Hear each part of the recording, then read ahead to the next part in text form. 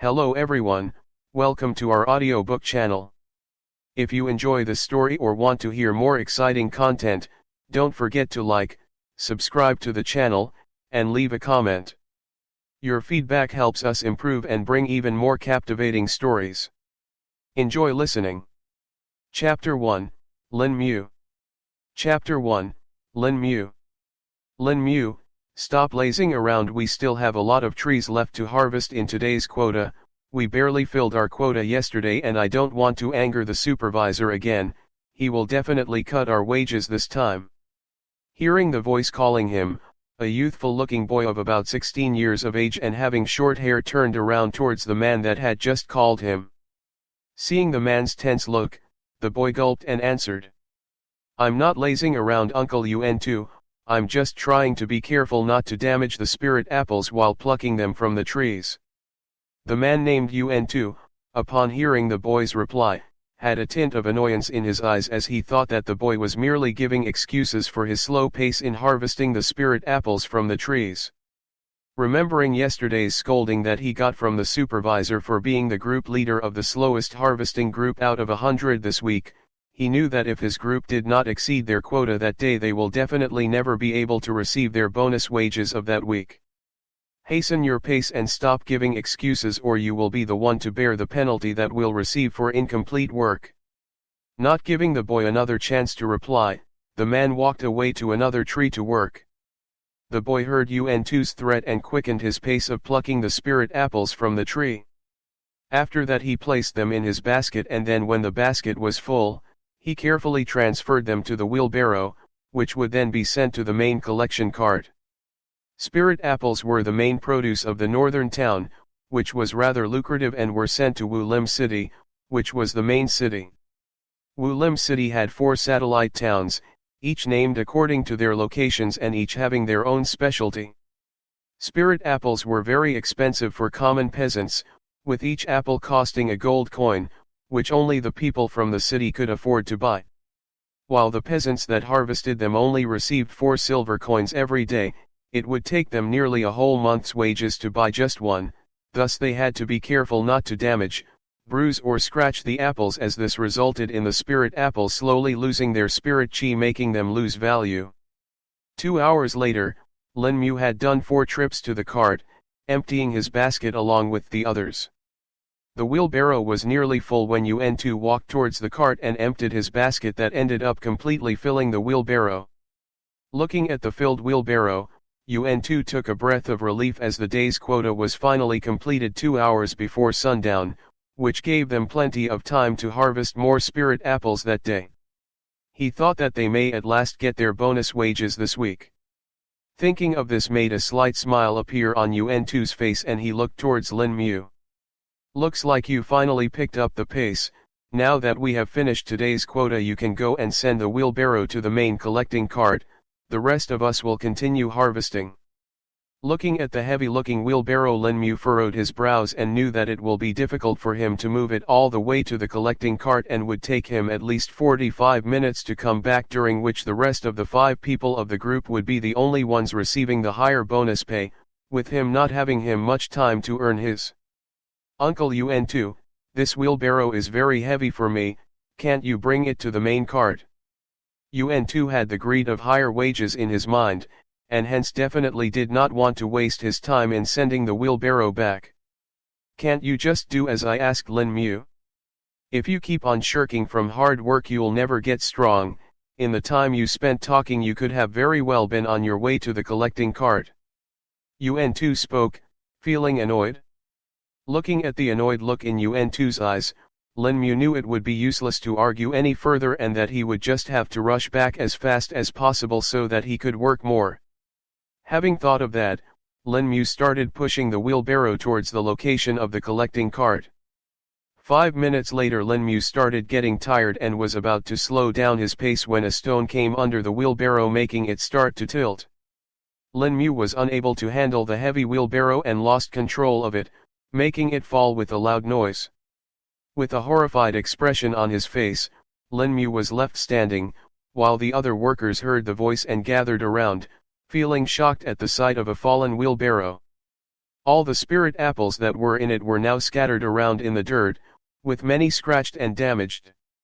As more and more people gathered, the supervisor, seeing the commotion, also came over to see what happened and why the peasants were not working. Seeing the supervisor approach made the people quiet down, and they gave way for the supervisor to come.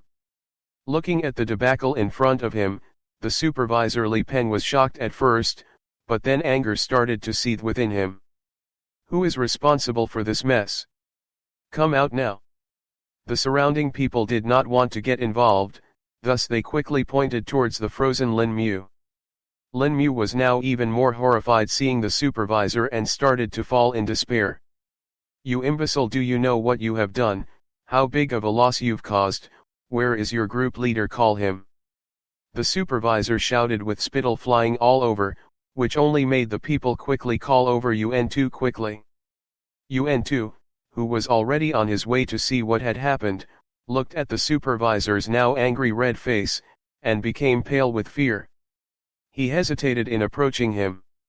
Look what your group member has done, a whole wheelbarrow's worth of spirit apples are now useless, this is more than 1,000 gold coins worth of loss. What do you have to say about this? How will this loss be compensated? Upon hearing the supervisor's shout about compensation, UN2 became even more frightened, and his ears were already ringing from the shouting, which made it even more difficult for him to talk. My lord, not all apples are damaged. We can still sell the rest of them, please spare us just this once, we'll never make such a mistake ever again. Li Peng now calmed down a little bit and glanced at the spirit apples. He saw that some were indeed still redeemable, but the rest were still damaged apples that were worth at least 700 gold coins.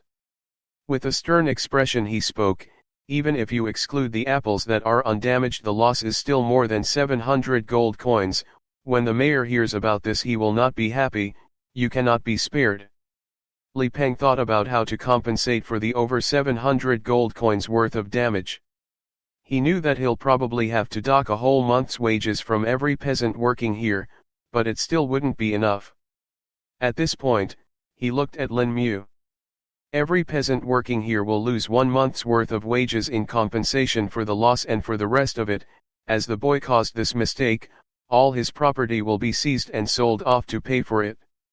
Hearing the supervisor's order, each and every person turned pale with despair and then started to feel angry against Lin Mu, as it was his mistake which had just caused them to lose everything they worked for that entire month. Lin Mu, now having heard the order, had tears in his eyes as he knew he would be losing everything he had, even the house that his parents had left him when they died last year. Guards, seize this boy and his group leader, go to the boy's property and seize all valuables and the house, then throw the boy out of the town, then bring the group leader to the square for 10 lashes. One of the guards seized Lin Mu and others restrained UN2 and then took them away for their punishments. UN2 had a hateful look on his face as he looked at Lin Mu and gritted his teeth, swearing to have revenge on the kid. The other peasants also looked at Lin Mu with hateful gazes. Lin Mu tried to struggle, but there was no way he would be able to overpower a guard having the strength of 6th stage of body tempering. He himself was only at the 2nd stage of body tempering, as he had never actually trained properly before with the tempering technique. The guards dragged Lin Mu to his house and ransacked the house, taking everything of value in there. Though there was not much there to begin with, as most of the valuables had been sold off in exchange for medicine when Lin Mu's mother fell sick during the last year's plague. The only thing worth something was the house itself and the land that it was built on. Lin Mu watched as his whole world was ripped apart and started tearing up and sniffling. After checking that all valuables have been taken, the guard sealed the courtyard entrance of the house and went back to report to the supervisor, while one guard brought Lin Mu to the edge of the town and threw him away and then turned back to head to his post. Lin Mu lay there on the ground for hours before he got up, no longer crying. He had a dull look in his eyes and walked aimlessly out of the town towards the forest. After walking for an hour, he found himself in front of the apple tree he used to play at when he was a child. There was a small stream nearby where he would catch fish and play in the water with his friends.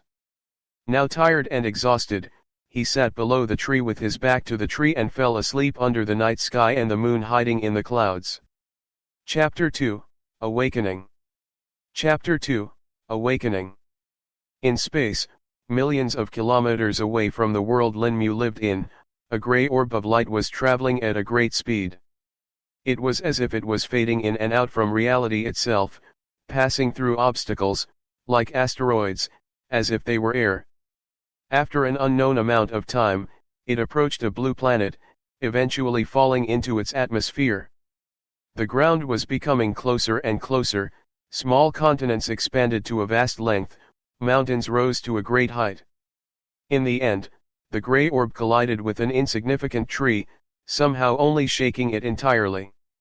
The orb then faded away, leaving behind a rusty grey ring embedded halfway through the trunk. In his sleep, Linmu found himself in a dark place. He could not see anything at all. Strangely, he could feel his arms and legs, even touch them, but he still could not see them. Where am I? Is this a dream? I've never had a dream like this ever before. He walked around in the darkness for what could be a few minutes or possibly days, having no method to measure the time. Eventually, he woke up because of a sharp pain at the top of his head. Looking around, he found himself lying below a familiar apple tree, where a small apple had fallen beside him. The sky was slowly getting brighter, and the sun hidden below the horizon had not risen yet. Looks like this apple fell on my head and woke me up. That's strange though, this apple is still unripe, why did it fall? Standing up, Linmu stretched his arms and looked up at the sky, estimating that it's likely around 5 a.m. He went up to the small stream to drink some water and quenched his thirst. After quenching his thirst, he felt his stomach groan with hunger. I have to find something to eat. It would be no use going back to the town as I don't have any money left, the guards took away the last of which I had. Guess I'll head back to the tree and get some apples. Walking back to the apple tree, Linmu looked for a ripe apple to eat. Spotting a few with his eyes, he began to climb the tree. Pulling himself up on a branch, Linmu then plucked some apples. While getting down, Linmu spotted a glint on the trunk of the tree. Getting closer to inspect what it was, he found a curved rusty metallic piece stuck to the bark. He tried pulling it out but it seemed it was not only stuck, but very stuck. Putting his whole strength into pulling it out, it finally worked with the consequence of falling off the tree from loss of balance. Looking at the object in his hands, he found that it was actually a rusty grey ring like one could find in a flea market. The ring had a peculiar design, having 5 small spurs equidistant from each other rising from one side of the ring. I don't think I've ever seen this before here on the tree. Did someone put it there? I may as well keep it, maybe I can sell it in the town later on. Unaware of its origins, Linmu decided to put the ring on his right middle finger. As soon as he put on the ring, a chill went through him, followed by a warmth spreading from the ring to all over his body. As the warmth spread, Linmu felt energized and every cell in his body filled with strength. The process lasted for 10 minutes, after which Linmu opened his eyes and analyzed his body. What was that? I feel stronger, much more than ever before. Did I just break through to the 3rd stage of the body tempering realm? Wanting to test out his strength, Linmu found a rock the size of 2 fists. He put down the rock, and punched it with all his strength. Only a slight chip fell off the rock, leaving some cuts on Linmu's fist. Argh! Damn, that hurt like hell. Why did I think this would be a good idea to test out my strength? But how did I break through and increase my strength? Is it due to the ring? Could it be a treasure? Observing the ring, Linmu still thought that it looked the same as before, a rusty grey color except that the ring now fitted him more snugly, as if it was made for him. Linmu's stomach grumbled again, reminding him of his hunger. He had already plucked the apples from the tree, so he got some dried twigs and branches to cook the apples, knowing that eating them straight as they are, even if they are ripe, is not an option as they were very tart to eat. It would just leave him with his teeth hurting. Still, to cook the apples, Lin Mu required a pot, so he decided to go to his father's old hunting shack to find one. Perhaps he could also use it to solve his current homeless situation. He could not always sleep under a tree in the open sky, could he? Winter would be arriving in a month, thus he would definitely need a roof over his head and some warm clothes. Walking a few hundred meters towards the forest, Lin Mu found the old abandoned hunting shack. The shack was small and looked old and damaged by the elements. Walking in, Lin Mu saw a few pieces of furniture, a couple of planks used to sit and also used as a bed, a small table, and a shelf. At the edge, he saw a small stove built with stone, and beside it was a small pot. He placed the branches and twigs that he collected and started a fire. He added water to the pot and placed the apples in it, which he broke into chunks, after which he let it cook. 10 minutes later the apples were cooked and palatable, no longer as sour as before. Lin Mu let the pot cool down before eating the cooked apples.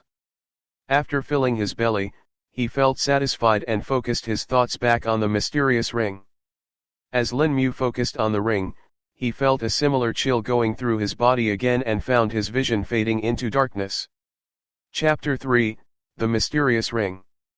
Chapter 3, The Mysterious Ring. Lin Mu found himself in a dark place once again, but this time he can see his body clearly even though there was no source of light present there. Lin Mu, clearly having no idea how he ended up there, felt scared and couldn't help but ask himself if he was back in a dream. How do I get out of here? Should I just wait till I wake up naturally? Since I'm here, I may as well walk around and check this place out. After being in the dark place for a couple of minutes now, Lin Mu's eyes start to adapt to the darkness and could see things more clearly. Looking around in all directions, he found a pale glow of lights coming from one position and decided to walk towards it, trying to find out what it was. While walking towards the pale glow, Lin Mu observed some changes to the dark sky. What are those faint streaks of light in the sky? I've never heard of phenomena like this before, guess I'm definitely in a dream. There were silver and gray faint streaks of light in the sky, which would fade away into darkness and then appear again. Thousands of them could be seen, as if they were dancing in a mysterious harmonic pattern. After a few minutes, Lin Mu reached the source of the pale glow that he observed from far. Finally seeing the object, he found it to be an altar, but it was made up of faint glowing runes and mysterious scripts which were floating in the air, forming the shape of an altar, not having a physical presence itself. Those runes and scriptures look similar to the ones that were carved on the outside of the ancestral temple of Wu Lim City. But aren't they used by cultivators to make chi formations? Why would they appear in my dream? Lin Mu still remembered when he visited Wu Lim City with his father during the New Year's festival 2 years ago. His father brought him to the ancestral temple to pay their respects, but commoners could not go inside the temple, so they paid their obeisance from outside. He remembered his father finding him staring at the carvings on the ancestral temple. His father explained that those carvings were used to create chi formation by chi cultivators, which were used for various things such as fortifying, strengthening, offense, defense and many more. As Lin Mu approached the altar, the various runes and scriptures became more vibrant. Feeling an urge to touch it, Lin Mu placed his hand upon the altar and found it to be solid even though it had no physical body. A moment later he felt a sharp pain in his head, then felt a rush of information in his brain. Mysterious chants filled his mind, creating an imprint in it. The 9 Divine Heart Sutras assimilate the essence of the 9 paths, understand a million hearts as one and ascend the path of the great cosmos. As soon as the chants stopped in his mind, Lin Mu found himself back in the old hunting shack. For a moment, his eyes lost focus and he remembered where he was. Checking his body and finding everything normal, he tried to remember the chants that filled his mind, only able to remember one part of them. He tried to remember the rest of the chants but felt as if there was a fog obscuring his memories. I can only remember the first part, the Calming Heart Sutra. Should I recite it? There should be no harm in trying. Lin Mu started chanting the calming heart sutra. At first he felt nothing, but after completing the first chant he felt a calming wave spreading all over his body, as if all his worries were washed away. This incredible feeling lasted a couple of minutes before fading away and the normal sense of self returned to Lin Mu. What an incredible feeling! I felt as if I could sense every part of my body clearly, the blood flowing and the small waves of energy in my muscles. I need to try this again. Reciting the chant once again, Lin Mu felt the calming feeling washing over his body.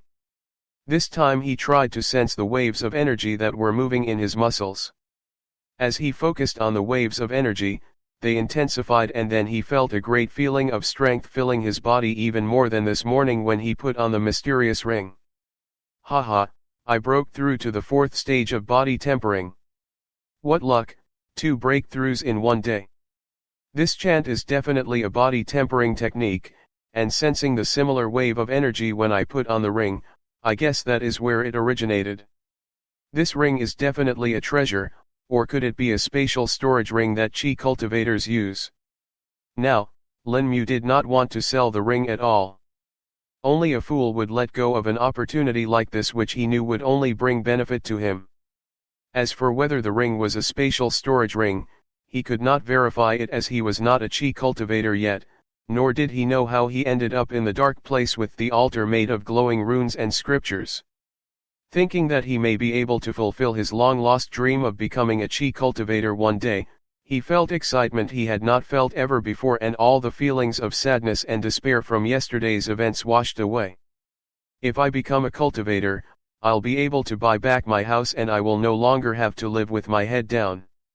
I'll be able to walk proudly with my head held high, and the townsmen will have to treat me with respect. Now knowing the direction in life that he was supposed to walk, Lin Mu was filled with determination. Still, he knew that if he wanted to become a chi cultivator he would need a lot of resources like herbs and fierce beast meat rich in vital energy. He could not hunt beasts which had rich vitality in the forest as he was not strong enough and would simply be courting death. He could trap smaller beasts, but they will only fill his belly and would not be of much use in tempering it. I guess I'll just have to make some traps and catch some small fierce beasts like the black-horned rabbits and thorn-tailed rats. Even though they don't sell for much, I can still exchange them in town. I'll need to start somewhere so I can save at least until I have enough coins to buy a weapon sturdy enough to kill stronger beasts. Lin Mu went in search of small animal trails where he could set up some traps. Upon finding one, he used the vines growing nearby and some slender, flexible trees to set up snare traps. Now he just had to wait until something was caught. Feeling hungry again, Lin Mu saw the position of the sun in the sky and felt that he had 2 hours until sunset. Walking back to the apple tree, he plucked a few more apples for his dinner as he doubted whether he would be able to catch anything in the traps, and even if he did, going to the forest at night time would be dangerous even in the outskirts. If a stronger, fiercer beast decided to wander off it could mean his death, so he thought it would be better to just eat the apples again. Walking back to the shack, he once again filled the pot with water, put the chunks of apples in them, and set it on the stone stove to cook. While waiting for the apples to cook, Lin Mu decided to chant the calming heart sutra once again. He felt the feeling of calmness spreading through his body, but did not feel the waves of energy that flowed through his muscles increasing. No matter how much he focused, they stayed the same. I guess the calming heart sutra only helps if I have the necessary vital energy in my body. It only helped me break through because I had the surge of energy that was released from the ring in the morning. Now that it's depleted, I'll have to train and eat more food to slowly accumulate vital energy. Thinking about the mysterious ring, he lifted his right hand to look more closely at the ring and its peculiar design. As Lin Mu focused on the ring, he suddenly felt a force pulling his hand. Shocked at this, his right hand was pulled towards a direction forcing him to walk towards there. Finally, Lin Mu's eyes went wide as his hand was pulled up in the air where a rift opened and his hand was pulled in. Chapter 4, Spatial Disturbance. Chapter 4, Spatial Disturbance. Tens of thousands of kilometers away from Wulim city stood a sky-piercing mountain surrounded by hundreds of smaller mountains. Hidden within a mystifying fog, a paradise exists filled with the cries of beasts, enchanting fragrance of spirit herbs, and dense clouds of spirit chi. On the smaller mountains one could see thousands of disciples moving about. Some were training on the fields, some selling precious materials, pills, and weapons in the market, and some silently cultivating in their pavilions. This place was the biggest sect in the Great Zhou Empire, having millions of disciples and an area bigger than that of any country in the empire. Even the grand capital being 10 times smaller than it. It was also one of the only few sects in the Great Zhou Empire that had Dao-treading realm elders cultivating within, and was also rumored to have an immortal ascension stage ancestor living in seclusion. On the tallest peak of the sect stood an elegant palace decorated with auspicious statues, gilded gates, and beautiful ponds filled with charming carps dancing within them. This was the grand palace of the sect, where the sect patriarch and the top elders lived and pondered upon the matters of the section. Within an enormous hall sat a middle-aged man clad in a white Daoist robe. His long hair was held up with a silver pin, beard well groomed and straight. The man had a calm demeanor, yet his eyes held an imposing presence. Within his left hand he held a jade seal, while in his right he held a scroll. This man was engrossed in reading when the doors of the hall opened and a black-robed elder walked in. The black-robed elder was old, having long white hair and a similarly long white beard, yet not a single wrinkle present on his face. The sleeves of his black robe had gold etchings denoting his rank of a head elder. The elder walked towards the sect patriarch who was reading a scroll and waited for 15 minutes until the patriarch finished reading it. Once the patriarch finished reading the scroll, he held up the jade seal and waves of intense spirit chi erupted from it. Then the patriarch pressed the jade seal upon the scroll, whereupon the waves stopped and on the scroll was left with a golden seal mark made of pure condensed chi. The sect patriarch rolled the scroll and placed it on a table beside him, where 6 more scrolls lied. Looking towards the black-robed elder, he asked, "What did you have to report, Elder Han?" "Something important, I presume, otherwise you would have just sent the regular report with a disciple instead of coming in person." The black-robed elder named Han with a slight smile on his face replied. "The patriarch is as perceptive as always. Indeed I do have something to report, which I believe you may find intriguing. The common reports are within the scroll, while I wanted to tell you about 2 matters. The first being the Crown Prince breaking through to the core condensation realm at the age of 20 years old, becoming the youngest person to break through to the core condensation realm in all the countries of the Great Zhou Empire, of course not counting the core disciples of the top 3 sects. In celebration of this, the Emperor is organizing a grand festival and has sent invitations to all the noble families and the top sects of the empire." With an unimpressed look, the patriarch spoke. That is indeed a cause for celebration for the Emperor, especially after the first prince gave up his claim to the title of the Crown Prince all those years ago, letting the second prince become the Crown Prince instead. Now that the second prince has achieved this, his position as the Crown Prince is more secure. I wonder what price the Empress paid to let her son reach the core condensation realm this fast. Elder Han gazed at the middle-aged patriarch thinking to himself, it's been over 30 years since he became the sect patriarch and yet he still has his youthful inquisitiveness left. It was a right decision the previous sect patriarch made in choosing him over the other candidates, then spoke. The disciples from the Shadow Pavilion reported that the Empress had some dealings with the Rainbow Pill sect, the exact nature of which is unknown. If you would like, I could ask the Shadow Pavilion disciples to investigate more into it. Also, there's going to be a tournament held during the festival for the youths to demonstrate their skills. The sect patriarch, now looking slightly interested, said. Yes, ask the Shadow Pavilion to investigate more into it. Also, choose some suitable disciples and send an elder as the representative of our sect to take part in the festival as well as the tournament. Taking a momentary pause, the patriarch continued. And the second matter, what about it? Now Elder Han had a serious look in his eyes, and with a stern face replied. The star-catching peak detected spatial disturbances coming from the Empire. Having a calm look, the Patriarch replied. That is indeed uncommon, but I don't understand how it's a cause for concern. Meteors fall every year randomly all over the Empire. Even when the star-catching formation is active, it can't attract all of them with the formation. Elder Han answered. It would not matter if it was just a meteor, but we do not know what, or who, this was. It caused a spatial disturbance, but it never even touched the world boundary, just passing through it as if it did not even exist. We also could not detect where it fell. The sect patriarch now had a shocked look in his eyes as he knew what it meant if the world boundary was never breached yet there were still spatial disturbances detected. It would be fine if it was just a precious material or perhaps even a treasure, but if it was a person, then the situation would become 100 times more complex. Elder Han, you know what this could mean, right?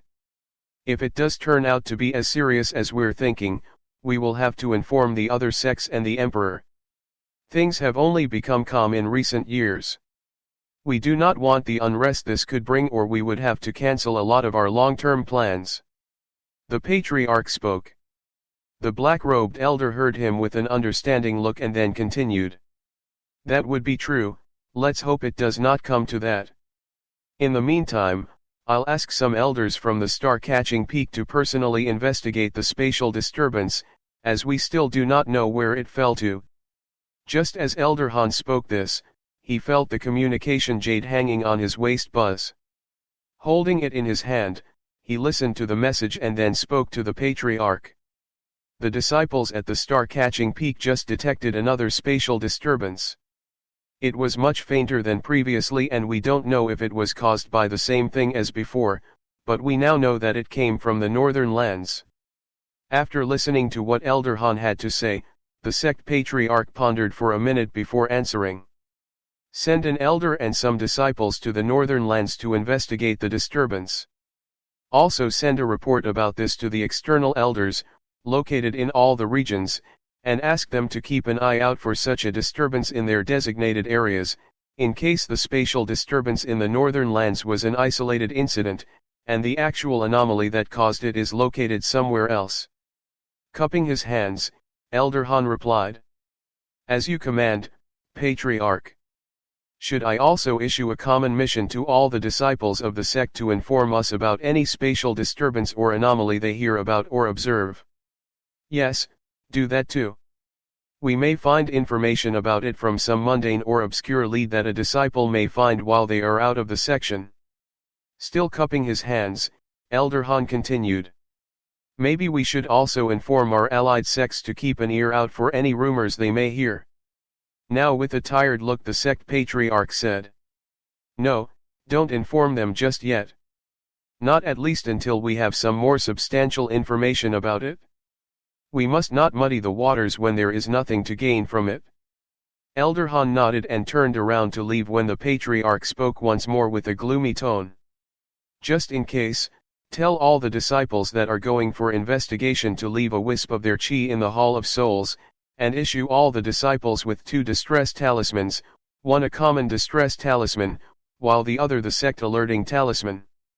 If it comes to it, at least we will know what kind of situation we are up against. Elder Han had an understanding look in his eyes, knowing that if a situation as bad as they thought occurs, these measures may be the only way of knowing it, as it could be likely that the disciples and the elders may never return. As you wish, Patriarch. It will be done as you said.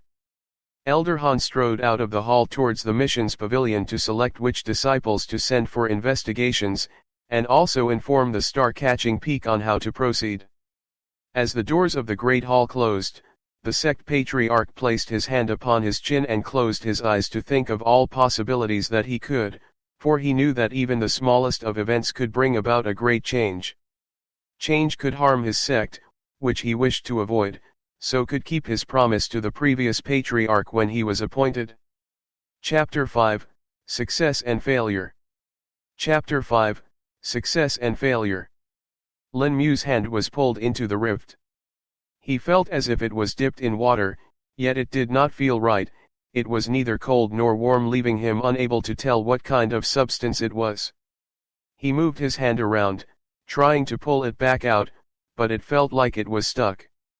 Lin Mu could move it around inside the rift with no restrictions, but could not pull it backwards. His mind was going crazy at not understanding the situation he was in. Never having seen or heard about such a thing, he thought his hand may become stuck there permanently if he did not pull it out quickly. He tried shouting for help, but was very far from the town and there were no people nearby. He could only hope that a hunter passes nearby and hears his cries. How do I pull my hand out? I can't just keep it like this, and it doesn't look like anyone will come help me anytime soon. I'm much too far from the town and hunters don't come to this section of the outskirts to hunt either, since there aren't any beasts worth their time here. I'll just have to keep trying. Lin Mu was unaware that if any other cultivator saw his condition, they would be even more shocked than him. The spatial rift that was swallowing his hand could have barely even been opened by a Dao Shell Realm cultivator with the help of a spirit treasure and all their strength. Yet, here he was not even a cultivator and had barely just reached the 4th stage of the body tempering realm. Neither did he know that tens of thousands of kilometers away from where he was, in the Sky Precepts sect, the Star-Catching Peaks disciples were in an uproar trying to find the location of the spatial disturbance they were detecting, since it had already been 10 minutes after they detected it and it had not disappeared yet. Lin Mu kept on moving around his hand in the rift, struggling to pull it out, when he felt his fingers touch something, being the first time he felt something solid in the rift. He tried to touch the object again but could not find it. It had now been 15 minutes since his hand had been stuck inside the spatial rift and now he could see that the rift was getting narrower as if it was closing. Getting even more worried, he thought if he did not pull his hand out now it may be severed. Frantically struggling, Lin Mu did all he could to try to save his hand when he felt his hand touch something once again. This time, he gripped the object firmly. As he held the object in his hand, he felt the hold of the spatial rift on his hand getting loose. Taking the initiative, he pulled violently one last time with all the strength of his body and finally his hand was pulled out. Looking at his hand, Lin Mu ensured that it was fine and not harmed at all.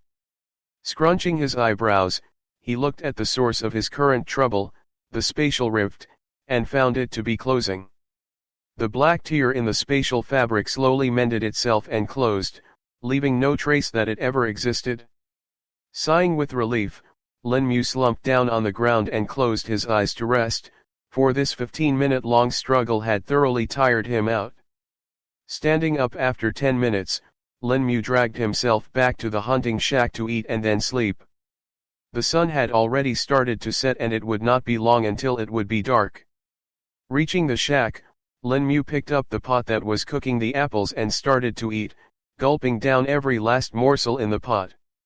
He lied down on the bench thinking about all the things he had experienced today. The day had been full of ups and downs. First, he found himself in a black space where an ethereal altar existed, then received the Calming Heart Sutra which allowed him to break through to the 4th stage of the body tempering stage. He became excited over the prospect of him becoming a cultivator and fulfilling his dreams, when he suddenly found his hand dragging him away and then being swallowed by a spatial rift. He then felt the terror of his hand getting stuck inside the rift and the potential of it getting severed until he felt an object inside it, up until he could finally pull his hand out. Speaking about the object, he did not find it in his hand when he pulled it out. It had somehow disappeared with him not understanding where it went. Pushing the thoughts to the back of his mind, he decided to sleep and deal with everything tomorrow. Sky Precepts Sect, Star-Catching Peak. The disciples were working tirelessly to find the location of the spatial disturbance. Even after 15 minutes, they were not able to narrow down to an approximate location. There were 25 disciples sitting at their respective positions on the formation array, controlling it to trace the spatial disturbance, all with sweat on their foreheads after trying their hardest, especially after Elder Han personally asked them to do their best in finding the location. That, too, at the behest of the sect patriarch himself. All of the disciples were the cream of the crop in the sect, having been chosen for their position after rigorous tests. A gray-robed disciple sat at the helm of the array. He had a crest sewed on the left side of his chest showing a mountain with a flat disk above it and a meteor striking it. This was the crest of the star-catching peak. Every disciple had it sewed on their robes, with the head disciple having it in silver thread while all other disciples had it in black thread. Suddenly, the formation array started to dim down, prompting all the disciples sitting on the array to put all their chi into the formation to make it last just a few minutes longer. Alas, it completely vanished and the spatial fluctuations disappeared. The head disciple took a lengthy sigh, looking at all the disciples who were now tired and drained of their chi. A junior disciple stood up from the array and walked toward the head disciple, cupped his hands in greeting, and said, "Senior Li Jing, we were unable to find even an approximate location of the spatial disturbance, please punish us for this failure." The head disciple, having a look of disappointment, let out a sigh again and said, "You all are not at fault here. This was a very difficult task. Whatever the anomaly was, it could evade the world border. It's already a miracle we were even able to keep the formation active for 15 minutes. I'll report everything to Elder Han myself, I'm sure he'll understand our circumstances." The other disciples also stood up and cupped their hands in gratitude to the head disciple Li Jing. Li Jing pulled out his communication jade and contacted Elder Han about their failure in determining the location of the spatial disturbance and also informed him of the approximate area in which the disturbance may have originated. At this time Elder Han was in the mission pavilion, talking to the pavilion elder in charge about issuing the new mission to the disciples and also to select suitable disciples who would be going to investigate the spatial anomaly. Elder Han felt the communication jade hanging on his waist buzz again. He held it and listened to the report from the star-catching peak's head disciple Li Jing and his apology for not being able to find the exact location. Honestly, he was surprised they could even keep the formation active for as long as 15 minutes and still be able to detect the fluctuations. Although all the disciples of the star-catching peak were at core condensation, with the head disciple being at the peak of core condensation realm, controlling the star-catching peak formation array for so long would have completely drained all the disciples of Qi. He told Li Jing not to worry about any punishment and told him that they did well. Even though the approximate area they narrowed down was still 3/4 the size of the northern lands, it would still reduce the time required to investigate the anomaly. Neither Elder Han nor the star-catching peak disciples knew that the formation stayed active for over 15 minutes not because of the disciples' effort but because the spatial rift that tore open lasted for that long, otherwise they may have found nothing at all. Lin Mu, completely oblivious to the machinations happening tens of thousands of kilometers away from him at the top-tier sect of the Great Zhou Empire, was currently deep in sleep. As Lin Mu slipped into deep sleep, he once again found himself in a familiar dark space. Why am I here again? Chapter 6, Understanding the Mysteries of the Ring. Chapter 6, Understanding the Mysteries of the Ring. Lin Mu looked around, but all he could see was darkness. He could not see his arms or legs either. This differed from when he went to the other dark place where the altar existed. At least there he could see his body and even the sky had silver and gray streaks of light moving around, but here nothing existed, only emptiness. Looks like I'll just have to wait till I wake up, same as yesterday. Lin Mu decided to just sit down and wait. While sitting, he felt the ground. It was a plain flat surface, possessing no bumps or grooves. Having no idea whether minutes went by or hours, Lin Mu eventually woke up. Somehow feeling well rested, he stretched and heard a grumble coming from his stomach. Knowing it must have been quite late in the morning, he stood up. Walking out of the shack, he looked up at the sun glaring at the top of his head. He had indeed been late waking up, since it was already noon. Deciding to check on the snare traps he set yesterday, he walked towards the forest. Following the same animal trails as before, he found his traps. Out of the 6 that he set, 2 were never triggered, 3 were broken, probably by a bigger beast, and the last one was the only one which was successful. Lin Mu found a black-horned rabbit hanging upside down from the snare. Pulling on the snare, he found the rabbit to be still alive and moving. With familiarity he twisted the black-horned rabbit's neck, careful not to cut himself on the horn, and ended its life.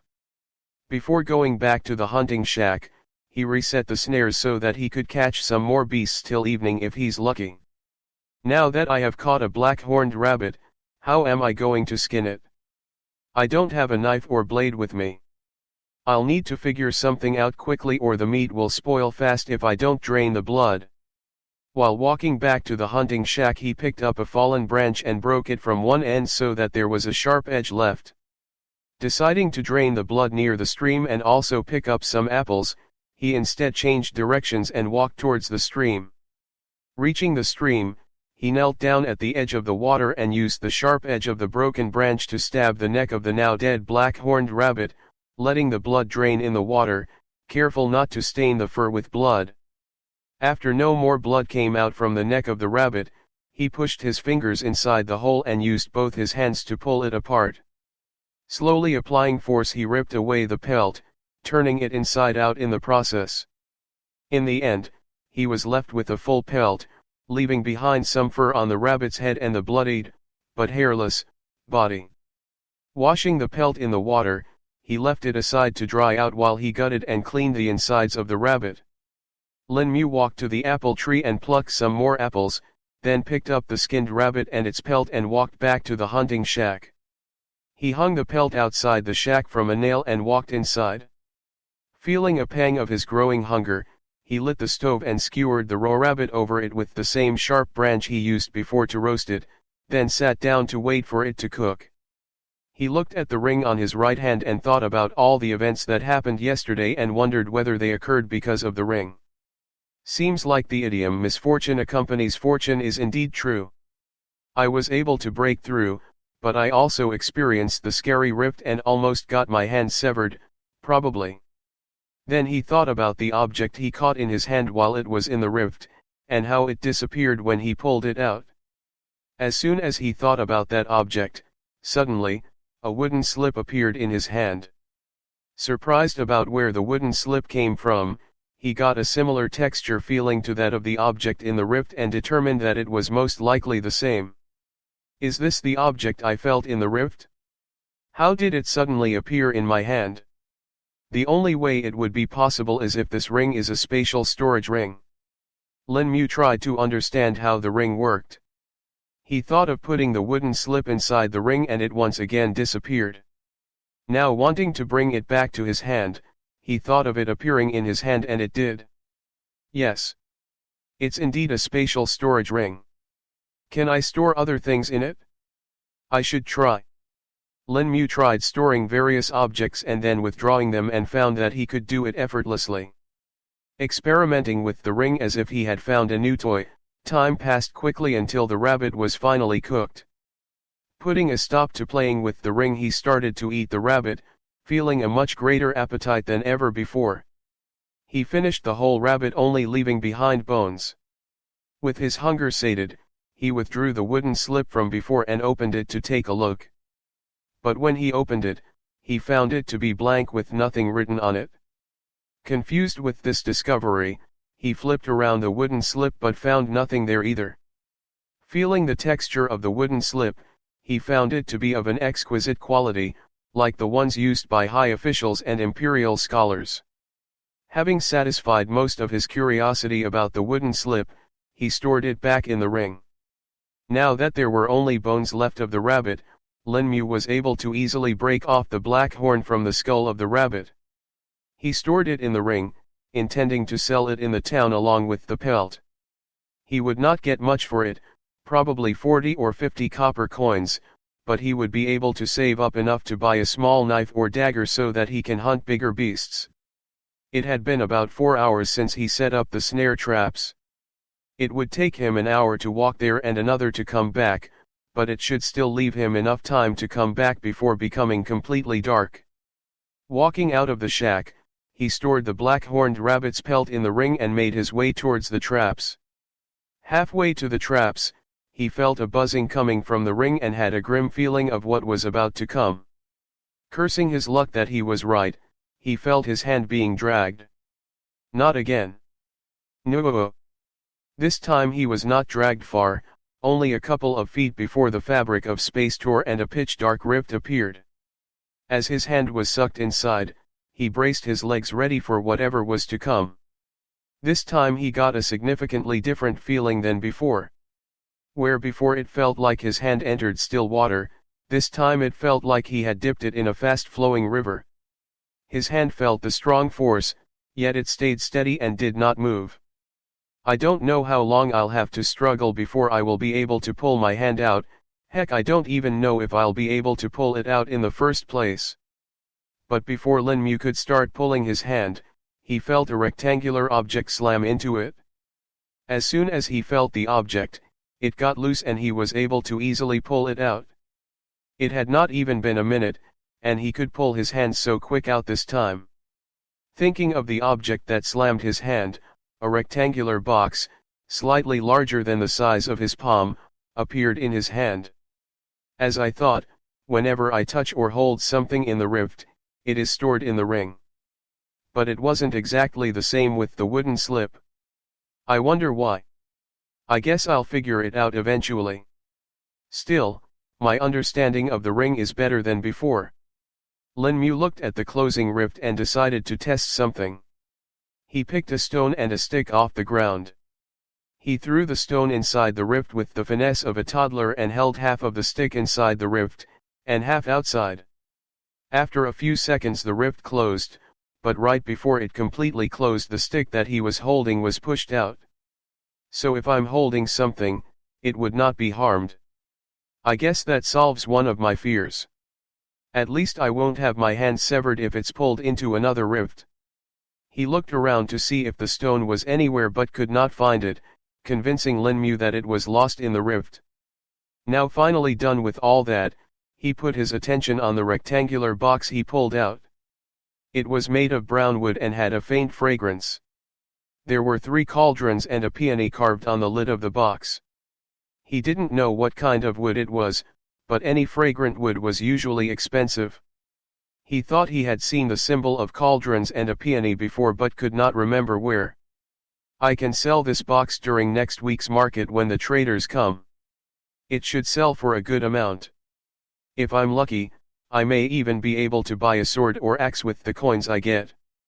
Content with his thoughts, Lin Mu opened the lid of the box and found a small glass bottle placed in the box. He opened the glass bottle and smelled a powerful aroma of herbs wafting out of it. Tilting the bottle on his palm, 3 yellow pills fell out. The pills had swirls of different shades of yellow on its surface. Lin Mu's pupils went wide, for he knew what he held in his hand. These are alchemical pills. Aren't these used by chi cultivators? How did they end up in that rift? A new question popped in Lin Mu's mind.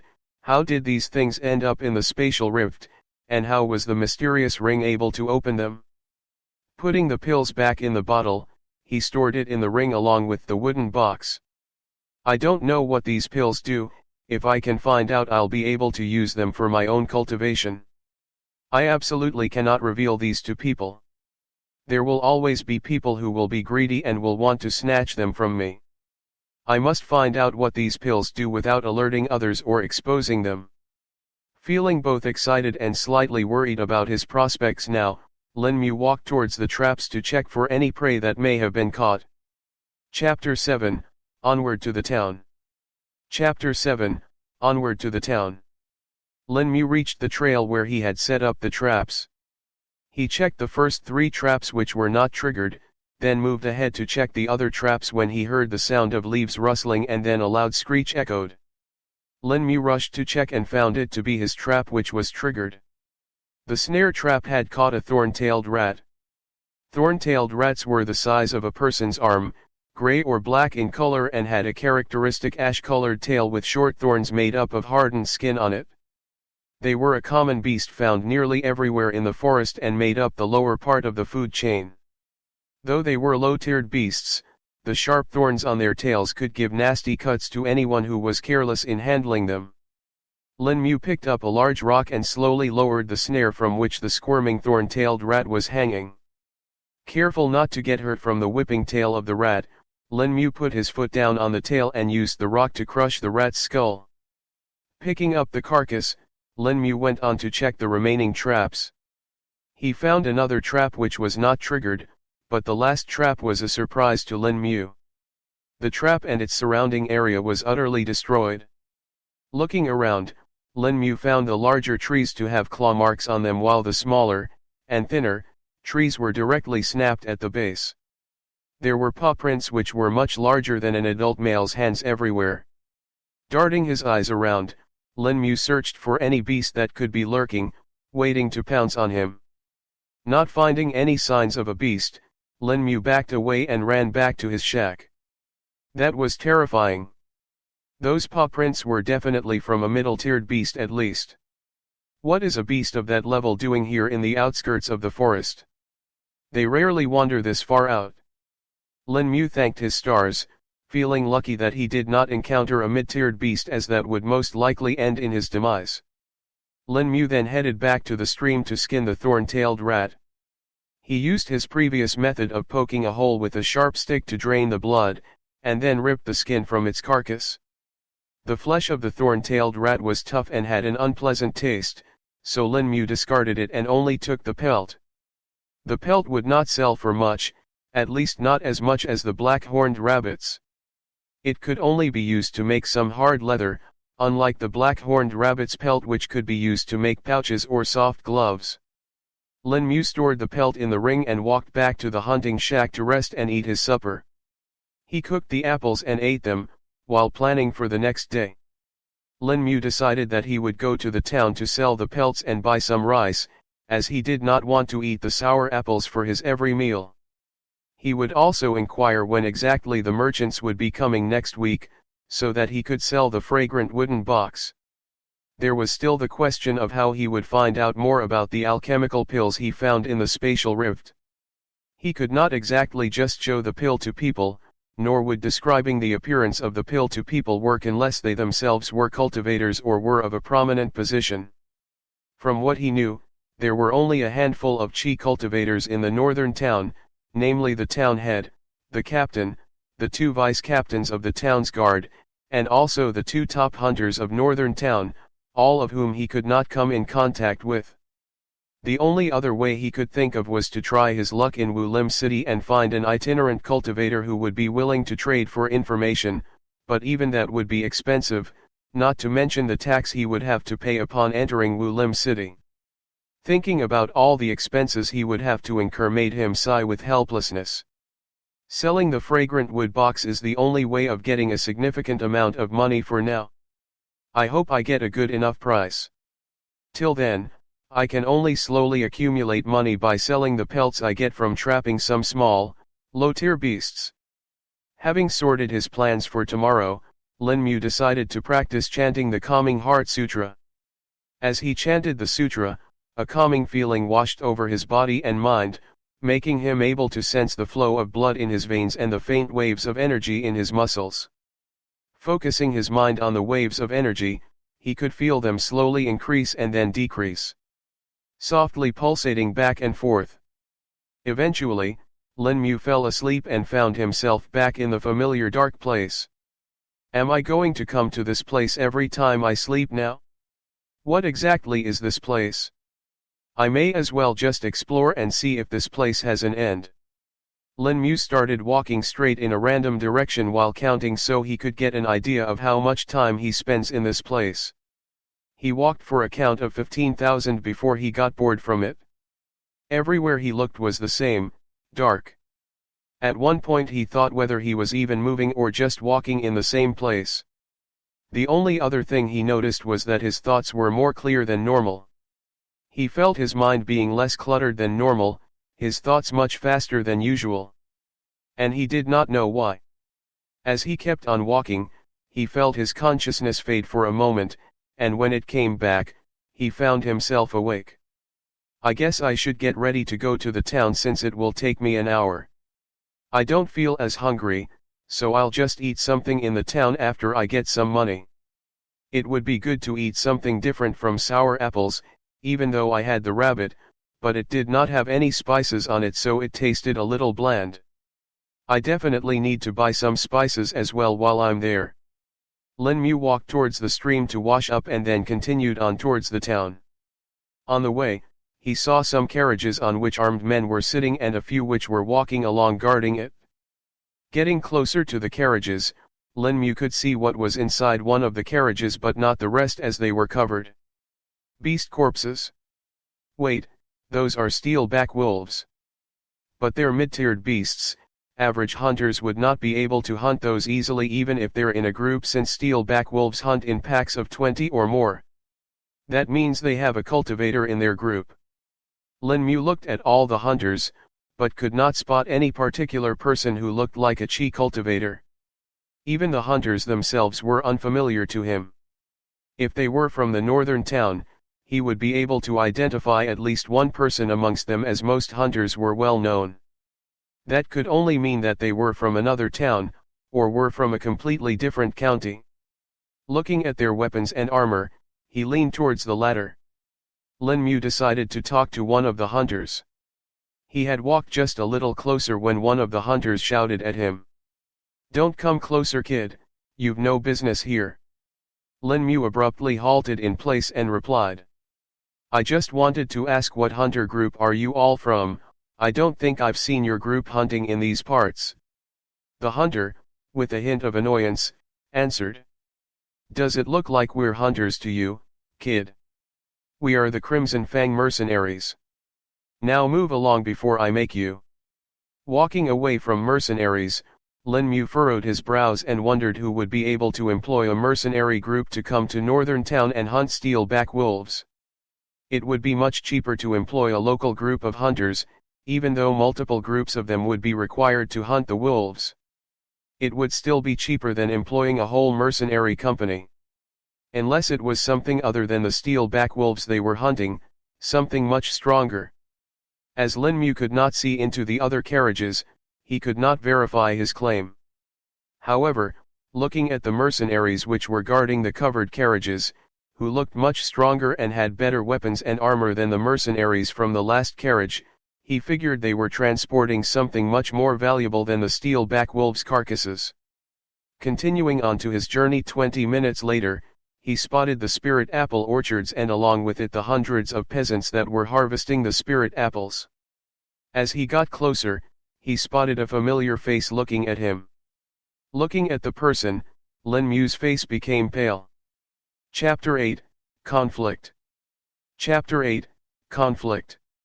Yuan-Tu had been in pain for 3 days now, ever since he got flogged because of the spirit apples that were damaged by Lin Mu. Not only did he get physical punishment, but all the wages of the peasants for this month were cut to compensate for the damages. He had been watched with eyes of dislike by a lot of the peasants because of that. "At least I did not have to pay it from my own savings, or worse, having to use my property to compensate for it." It was a saving grace that only Lin Mu had his property seized. Though, now, each and every peasant hates Lin Mu. The key harvest period for spirit apples was a major part of the peasants' earnings for the year. During this period most of the peasants, and even their children, would help out to earn more for their families. The mayor allowed any willing person to be employed for the harvest, and at least one person from each family worked in the orchards during this period. Even though spirit apples grew all throughout the year, they were most abundant a few months before winter and usually started at the end of summer. It was one of the chief exports of Wulim City and brought a large revenue for the city mayor each year. But at present there were fewer people because of the plague that spread last year, delaying the process. The supervisor was under pressure from the city mayor to speed up the harvest and complete it before winter comes, so that the spirit apples could be exported to other cities in the south. The supervisor, Li Peng, in turn put pressure on the peasants to hasten the speed of harvest, especially since from the incident 3 days ago he wanted no more accidents.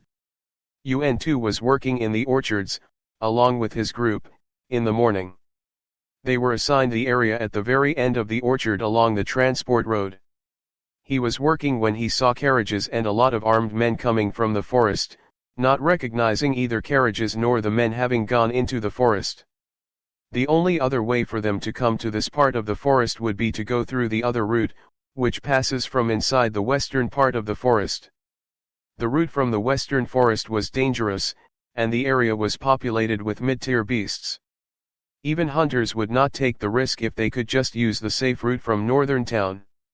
UN2 looked at the men, trying to find anyone familiar when he spotted a boy walking behind the carriages.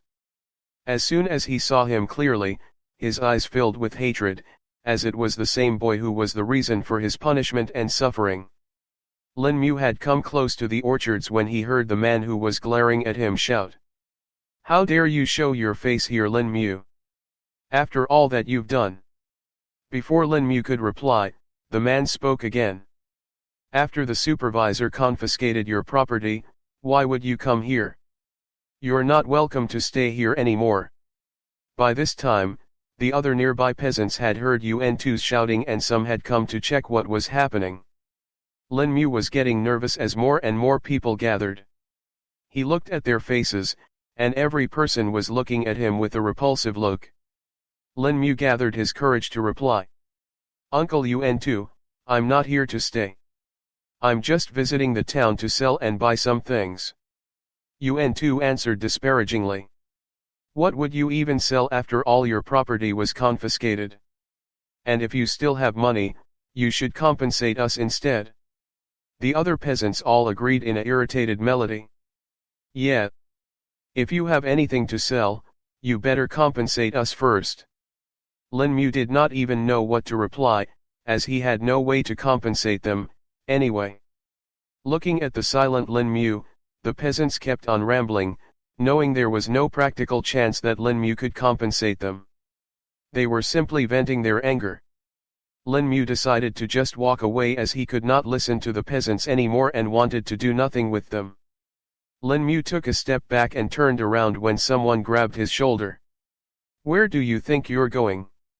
Today we will settle our debts." UN2 was gripping his shoulder hard. If Lin Mu had not broken through to the fourth stage of body tempering, his shoulder bones would be broken.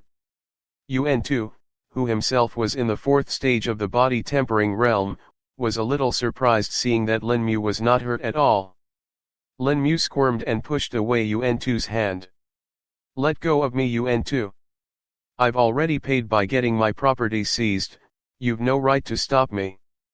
UN2, now furious, rushed to hold him once again while shouting, "Grab this kid. He'll compensate us with his bones and blood." The other peasants, who were standing there, also attempted to catch Lin Mu. He had been surrounded at this point on three sides by the indignant peasants. Lin Mu started running around, while all the peasants chased him. By this time, the town's guards had noticed the commotion and informed the supervisor, Li Peng. Hearing that the peasants were creating a commotion and had stopped working even when they were already behind in terms of completing the harvest, Li Peng's face turned red with anger and he ran towards the location the guards had mentioned. The guards were following behind Li Peng, unable to keep up with his speed.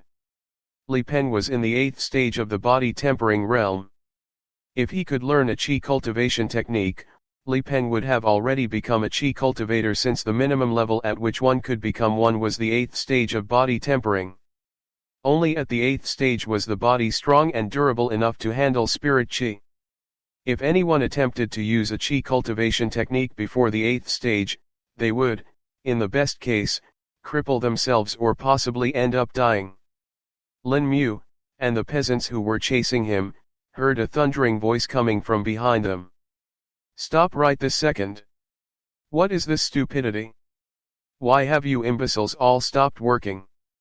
The thundering shout startled Lin Mu and the peasants, stopping them dead in their tracks. Turning around, they saw the supervisor sprinting towards them with the guards in tow. In a few seconds, Li Peng was right in front of them.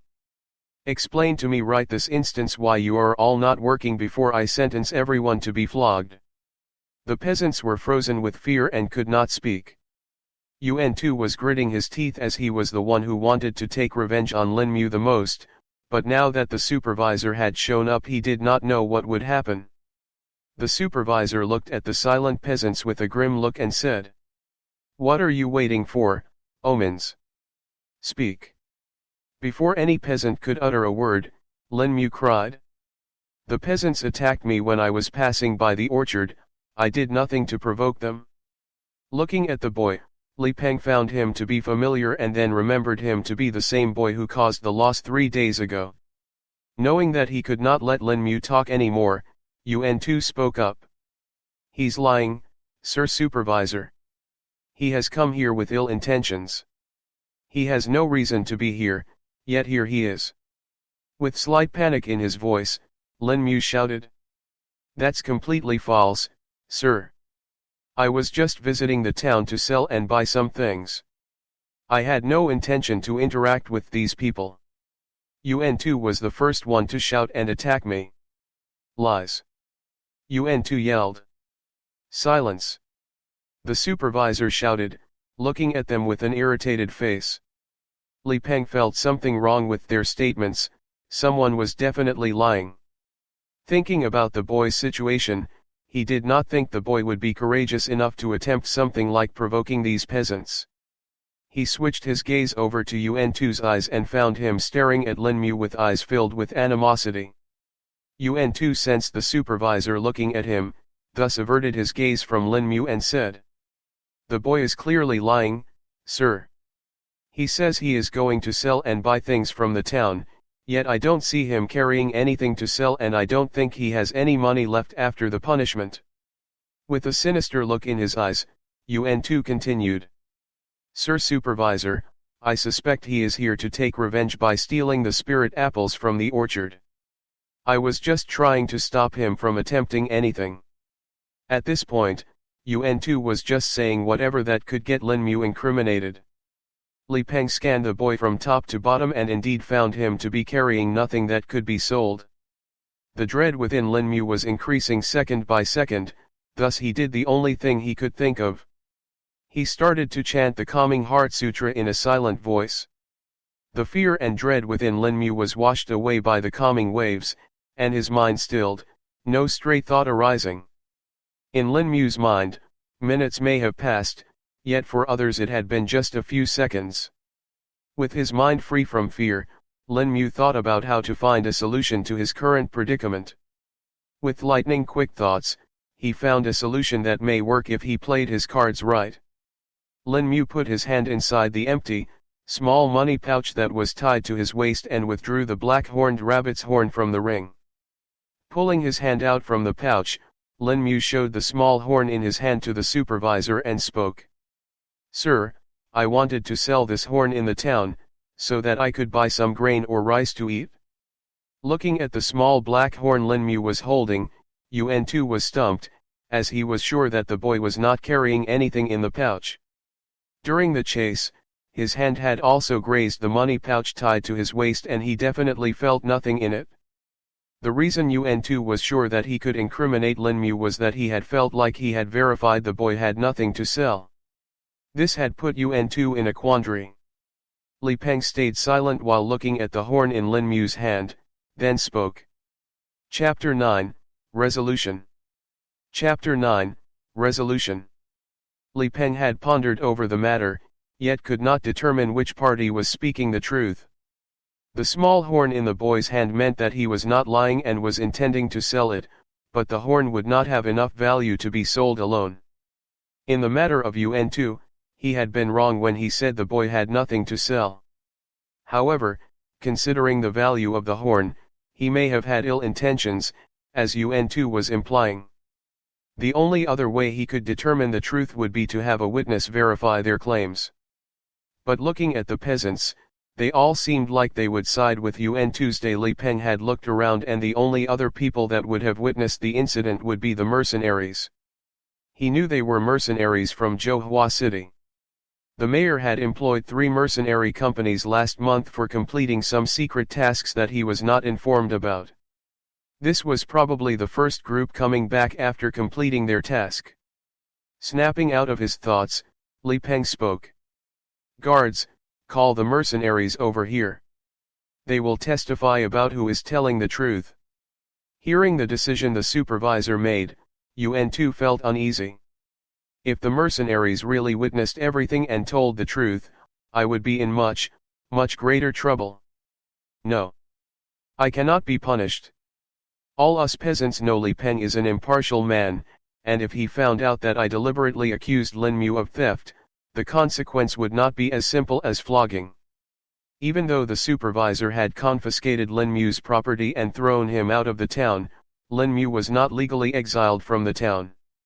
Rather, it was Li Peng's method of ensuring that the other peasants would vent their displeasure from losing all their wages onto Lin Mu. Li Peng had thought the boy would stay away from the town long enough for the peasants' anger to fade or move to Eastern Town. Eastern Town was 8 hours away from Northern Town if one walked there.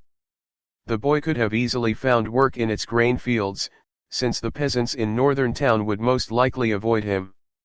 Yet, the boy had come back after 3 days and had even been noticed by the peasants. If the peasants had not seen him it would be fine, but now he had this problem to solve, which was taking up the already limited harvest time they had left. Lin Mu was a little relieved that his method had worked, and the supervisor had not directly declared him guilty. He was still unsure whether the mercenaries would help him or not, though. Observing the mercenaries, one could tell they were unsociable kinds of people. He saw 3 mercenaries being brought over by the guards, one of them being the mercenary he had talked to before. The 3 mercenaries had a slight look of annoyance from being called over by the guards. They would have directly rejected them had it not been that they could not be rude, as they still had to pass the security checks in this town. Moreover, their employer was the very mayor of the city this town came under. And since it was a rather high-paying job, they would not like to lose it. The 3 mercenaries that were brought were all well armed, but the man standing at the front of the trio was equipped in better quality armor than the other 2, who was obviously the leader. The 3 mercenaries followed behind the guards and approached the supervisor Li Peng. All the peasants turned their sights at the mercenaries along with Lin Mu. The lead mercenary glanced his eyes over all the people that were standing around, finally settling his eyes on the well-dressed middle-aged man. The mercenary who had talked with Lin Mu looked at him with a curious gaze. He had seen the whole incident, yet did not know what the boy had done that would invite the anger of all these peasants. From what he could see, the boy had barely spoken a sentence before the man standing opposite him started yelling and attacking him. Li Peng looked at the leading mercenary with a stern gaze before speaking. You 3 mercenaries, tell us what happened here clearly between this boy and the peasants. You all should have witnessed it. The lead mercenary then replied. We are from the Crimson Fang Mercenary Company. We only do the work we are paid to do, and don't want to be involved in this matter. The lead mercenary clearly stated his stance. Mercenaries seldom involved themselves with matters between commoners and officials unless it directly involved them. Li Peng was unfazed by the mercenaries' response, fully knowing the workings of a mercenary company and their unwillingness in being involved in such matters. Knowing that he would not be able to convince them easily, Li Peng pulled out a small, metal plate from his pocket and held it out for the trio of mercenaries to see.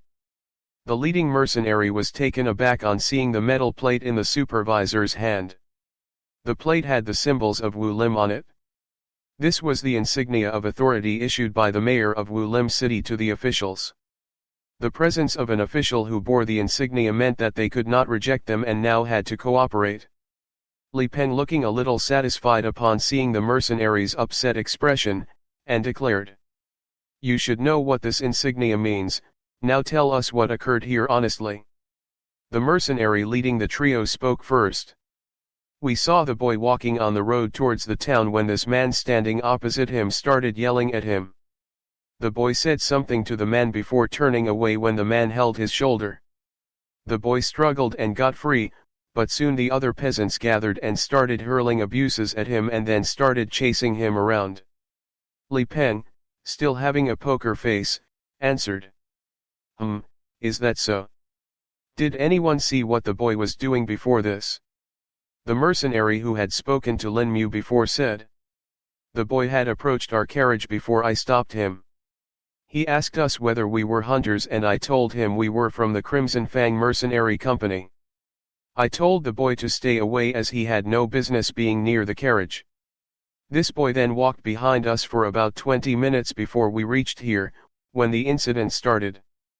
The supervisor nodded his head, thinking that his guess earlier may have been right. So, you mean to say this man attacked the boy unprovoked? We could not clearly hear what he said, but it did look like the man attacked him unprovoked. Hearing the whole conversation, Yuan-Tu's forehead was covered in a cold sweat from fear of what was about to come. Li Peng looked at Lin Mu for a moment before glaring at Yuan-Tu with a hint of anger in his eyes before declaring. Chapter 10, Conclusion. Chapter 10, Conclusion. Yuan-Tu had many thoughts about what would happen today, but being imprisoned was not one of them. Looking at the direction the day was heading, it seemed like that would become reality soon enough. Yuan-Tu had been holding his breath in dread of the judgment that was about to come. Li Peng declared. Yuan-Tu. You have falsely accused Lin Mu of theft, and have attacked him along with other peasants which were also incited by you. You have but one chance to speak in your defense. I'm innocent, Sir Supervisor. I was only trying to protect the mayor's property and not let the boy steal any spirit apples. I yelled at him because he came back to the town when you exiled him, sir, and attacked him so he would learn his lesson and not come back. Li Peng raised his eyebrows and stated. I never said I exiled him, did I? I had him thrown out of the town, but he was not explicitly exiled. His punishment was for his property to be confiscated, and be thrown out of the town by the guards, not exile. But, Sir Supervisor, I thought you meant to exile the boy when you threw him out. I just assumed. With an amused tone, Li Peng spoke. Oh? Since when can mere peasants assume the judgments of officials? Have you lost sight of your standing? Yuan-Tu's back was covered in a cold sweat, once again, upon hearing the supervisor's words. Yuan-Tu could not speak, feeling as if there was a lump stuck inside his throat. Looking at the frozen face of Yuan-Tu, Li Peng continued. Well then, that settles it. Now hear your crime. Yuan-Tu was found to be guilty of falsely accusing Lin Mu of theft, inciting a crowd to attack Lin Mu, and delaying the process of harvest, which was of the utmost importance. I order Yuan-Tu to receive 20 lashes and to be imprisoned for a month. Guards, take him away. Upon hearing the supervisor's orders, the guards promptly held Yuan-Tu, who had a dumbstruck expression, and then pulled him away to receive his punishment. Lin Mu was a little surprised at hearing the supervisor's judgment. He had intended to only save himself from false accusations, but did not expect for Yuan-Tu to be punished instead. He turned to the three mercenaries, not knowing why they would change their stance so fast on seeing the plate which Li Peng had shown them. Still, he was joyful that they had acted as the witnesses and told the truth. After declaring his judgment, Li Peng shifted his gaze towards the peasants that were standing around. Gathering strength in his voice, the supervisor shouted. What are you all still doing standing around? Get back to work if you don't want to be punished as well. With frightful expressions the peasants rushed back to their work, no longer having any intention of bullying Lin Mu. Tell the village head to speed up the mercenaries' security checks and let them pass, they're disturbing the work here. Li Peng said to a guard, who then dashed in the direction of the town to let the village head know the supervisor's orders. The leader of the mercenary trio nodded his head in a gesture of thanks and walked away towards the mercenary caravan, thinking in his head that they at least got some benefit in coming here and testifying. Once everyone was gone, the supervisor looked at the boy who was dressed in brown hemp robes with patches all over, showing the age of the garment. The boy had a skinny physique, seemingly because of a lack of proper nutrition, and his hair short and messy. Go away now. Your presence will only further disturb the peasants working here. The supervisor spoke with a hint of impatience in his voice. Hearing Li Peng's voice, Lin Mu, who was looking at the mercenaries, turned back and cupped his hands in salute. Bowing his head, Lin Mu spoke. "Thank you, Sir Supervisor, for upholding justice and freeing me from false accusations." Li Peng nodded his head in response and went back to his work, not wanting to linger here anymore. Seeing the supervisor walking away, Lin Mu thanked his stars for surviving this conflict. He took a moment to think before walking towards the trio of mercenaries. Seeing the boy approaching them, the mercenaries had puzzled expressions. Lin Mu faced the three mercenaries who were standing beside the carriage, which had the steel-back wolf carcasses in it. "Thank you for testifying and helping me prove my innocence, kind sirs." On hearing the boy's words, their puzzled expression resolved and the mercenary who had talked to Lin Mu before spoke. "We only did what was asked of us by that official, no need to thank us." The mercenary waved his hand, intending for Lin Mu to leave. Understanding the gesture, Lin Mu nodded his head and walked away. He did not want to waste any more time before selling the pelts and horn, as well as searching for information about the alchemical pills. Li Peng had reached his office and was sitting on a wooden chair, reading a ledger that was placed upon the desk. A sigh escaped his lips as he closed the ledger. Reaching for the teapot that was kept on the side table, he poured himself a cup. He downed the tea in one go. Finding it to be cold, he realized it had been sitting there since before he went to solve the conflict in the orchards. He massaged his forehead with his hand, feeling tired from work as another sigh escaped his lips. Thinking about completing the harvest in time gave him a headache. "I wonder if I should have asked for people from other towns and villages to help out in harvesting. Even if we increase the work hours, we would be cutting it close to the deadline, and that's hoping that there is no other accident." Thinking about the accident caused by the boy named Lin Mu made him feel even more helpless. The loss had been more than he expected. Once he received the actual invoice for the loss of the spirit apples, he had almost lost his temper. He had wanted to fine the peasants even more, but knew that he could not, as some peasants may not have enough money left to survive the winter. The town could not afford any more reduction in population. The plague last year had already hit them hard, making them lose around 20% of their entire population to it. If any more people died, the harvest next year would be even poorer than this year's, as there would not be enough people to harvest. Li Peng clapped his hands to call a servant.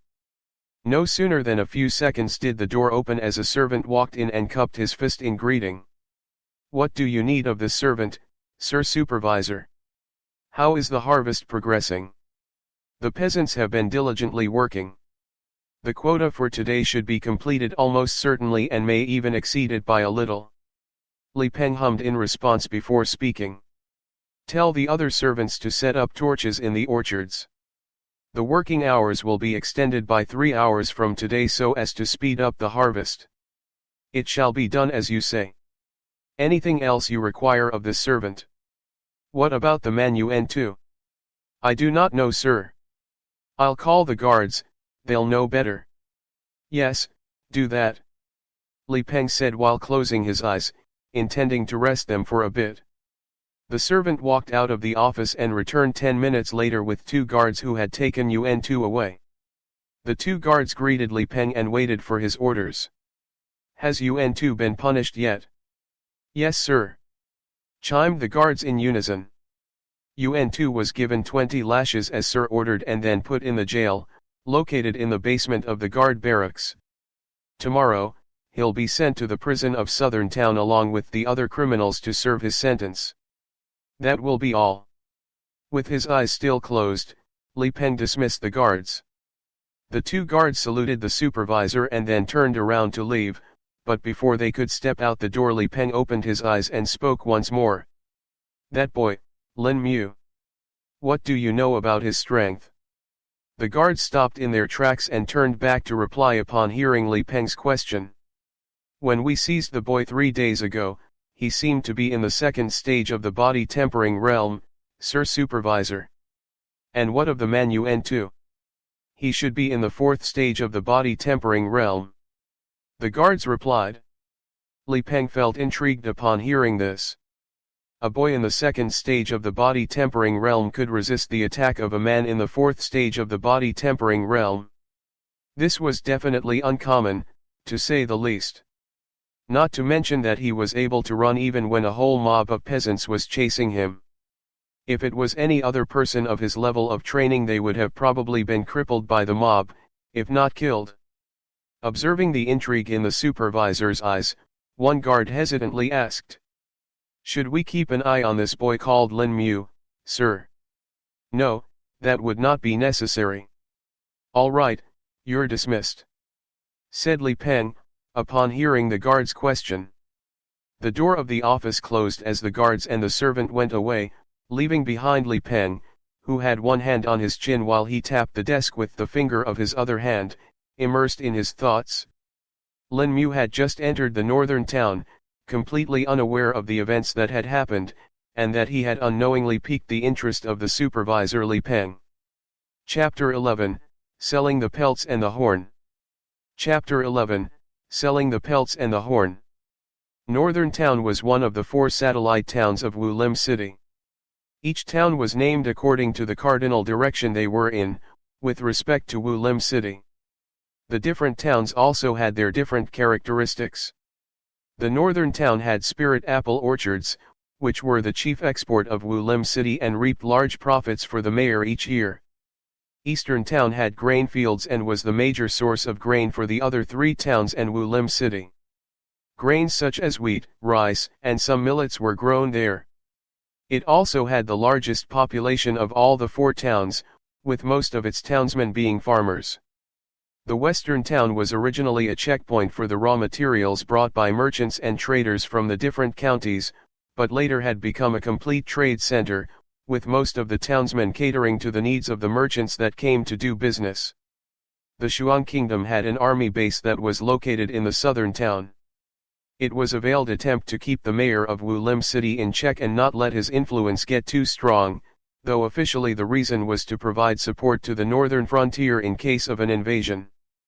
The army base took up over 60% of the area of the southern town.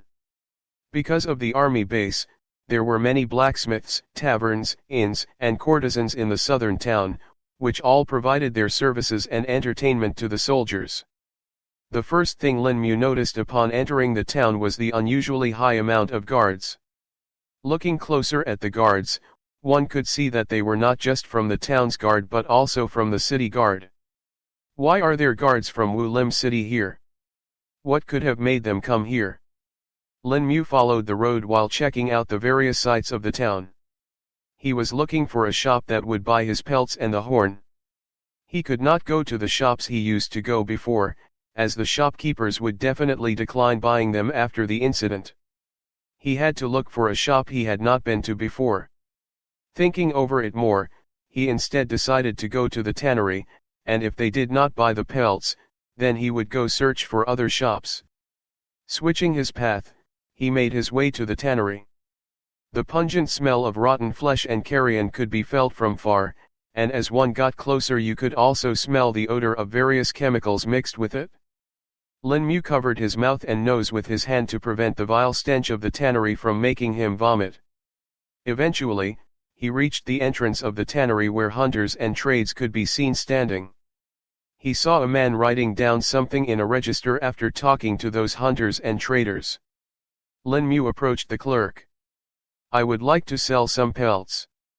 The clerk, who was busy writing in the register, turned his eyes up and looked at Lin Mu, who had just spoken. "How many?" "2 pelts." The clerk raised his brows in question. "Just 2? What kind of pelts are you looking to sell?" "1 pelt of the black-horned rabbit and 1 of the thorn-tailed rat." The clerk's face had a look of annoyance after hearing what Lin Mu had come to sell. With an annoyed tone, he spoke. "Make trouble somewhere else, boy, do not bother me. What use are the pelts that you are selling? We only buy pelts from bigger beasts, not ones such as that you are trying to sell." Some of the hunters who had heard the conversation started laughing. "Ha ha ha, look what people are calling pelts these days. Those pelts are useless, "Boy, come back when you have the pelt of a bigger beast. Look at the boy, with how scrawny he is, I doubt he can even hunt a common deer, not to mention a beast." Hearing the mocking tones the hunters made, Lin Mu felt embarrassed. Not wanting to bother trying to sell the pelts here, he decided to try his luck someplace else. As the stench of the tannery faded, Lin Mu felt better as he breathed in the fresh air. He wondered which shop would buy his pelts if the people at tannery said they were useless. He walked through the streets looking at shops such as tailors, shoemakers, and blacksmiths. There were few blacksmiths in northern town, and the ones he'd been to before would not buy from him, so his choices were rather slim. He visited multiple shops, but all of them rejected him, not wanting to buy his pelts. All of them had the same response, that the pelts were not of much use and to look elsewhere. Eventually, it was afternoon, and Lin Mu heard his stomach rumble from hunger. He had expected that he would have sold the pelts before the afternoon and would be able to have a meal from the coins he would get, but luck was not in his favor today. Sweeping through the streets, he found an old sign hanging at the entrance of an alley that branched from the street. He went closer to check it out, but could not make out what was written on it. The sign was mottled and abused by the elements over the years it had hung there. The only thing barely visible on it was the pattern of an anvil. "I guess I can check out this place, not like I have many other options left, anyway." Lin Mu entered the alley and looked around. Most of the shops were closed with their doors and windows barred, which undoubtedly had been for a long time, judging from the conditions. He finally found a shop, which had the same sign as that was hung on the entrance of the alley. The name on the sign read Jingwei's Emporium, and there were more patterns on the sign than just the anvil. There was a pattern of a dagger, a small flower, and a gauntlet along with the anvil. Lin Mu held the handle of the shop's door and pushed, but it did not budge. He put more force into it and the door moved with a loud creak. One could see the dust floating in the air, which induced a sneeze as they walked through it. Lin Mu looked at the wide array of objects in the shop. Some placed on the shelves, some hanging on the wall, and some just simply laying on the floor. There was dust on every object in the shop, thus Lin Mu thought about whether or not the shop even operated. There were so many different objects that Lin Mu wondered if this was simply a pawn shop. There were weapons like rusty old swords, spears, daggers, bows, random pieces of armors, books, dried herbs, boots, and a wide assortment of miscellaneous items such that it would probably take many days to go through them all. Another thing that made Lin Mu confused was that the shop was much bigger than it looked from the outside. He wondered if the other shops in the alley were as such. There was no shopkeeper or clerk at the counter that Lin Mu could talk to. He rang the small bell that was kept on the counter, but no one answered. Lin Mu tried ringing it a few times until he heard the voice of a woman coming from a closed door that was behind the counter. "Have some patience, I'm coming." As soon as he heard the voice, he withdrew the pelts and horn from the ring, or it would be hard to explain to the shopkeeper where he got them from when he was not holding anything in his hands before. He watched the door, anticipating for it to open, but it was not until 5 minutes later that it did. The door behind the counter opened and out walked a woman that looked to be in her early 30s. She was dressed in a blue robe and had a wooden hairpin holding up her hair in a bun. She was not outright beautiful, but had a subtle charm to her. Her face had no wrinkles, but one could see a tinge of rouge on her cheeks. "What do you want?" the woman said in a rather curt tone. "I would like to sell some goods, do you buy them here?"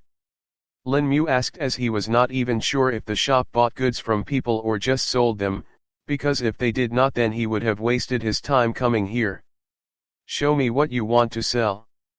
Upon getting a positive response from the woman, Lin Mu felt a tinge of joy. At least someone was willing to buy from him, unlike the other shops, rejecting him straight away. Lin Mu placed the pelts on the counter towards one side and the small black horn on the other. The woman eyed the items, flipping the pelts to see both the sides and checking for any damage, cuts, or stains. Then turned her gaze towards Lin Mu. "This is a rather weird way to skin a beast," but the pelts are fine and don't have any tears. A smile appeared on Lin Mu's face upon hearing the woman's assessment, but then turned bitter on hearing her next words. The pelts are small, so they are not worth much. I can give you 20 copper coins for the black-horned rabbit's pelt and 10 copper coins for the thorn-tailed rat's. And the horn? Lin Mu asked upon not hearing a price for the horn. Nothing. Excuse me. The horn has no use, I won't buy it. The woman replied with a rather straight face. With a pleading tone, Lin Mu spoke. But can't you make weapons with it? Or some other equipment? The effort in making it would not be enough compared to how much such a piece of equipment would sell for. Taking a pause, she added. Rather than selling it, you may as well just keep it as a small trinket. No one else would buy it, but seeing as you've come to this shop, I reckon you have tried to sell these things before. Lin Mu felt a slight pinch in his heart upon hearing the words of the woman. He nodded his head and said, Okay, I accept the price. Also, if I bring more such pelts or goods, would you be willing to buy them? Still having a straight face, the woman replied. I must see them first before deciding. But it would be better if you bring something more substantial than this. Lin Mu thought in his mind, if I could, I would have sold them in the shops I had visited before and not in a place such as this, but did not show any change of expression on his face as he did not want the woman to get offended. The woman removed a pouch from the counter and counted 30 coins before placing them before Lin Mu, who picked them up and put them in the small pouch he had tied to his waist. He walked out of the old and dusty shop, closing the door upon his exit. Now that he had some coins, the first thing he wanted to do was to satisfy his hunger, thus he made his way towards the street where food stalls were located.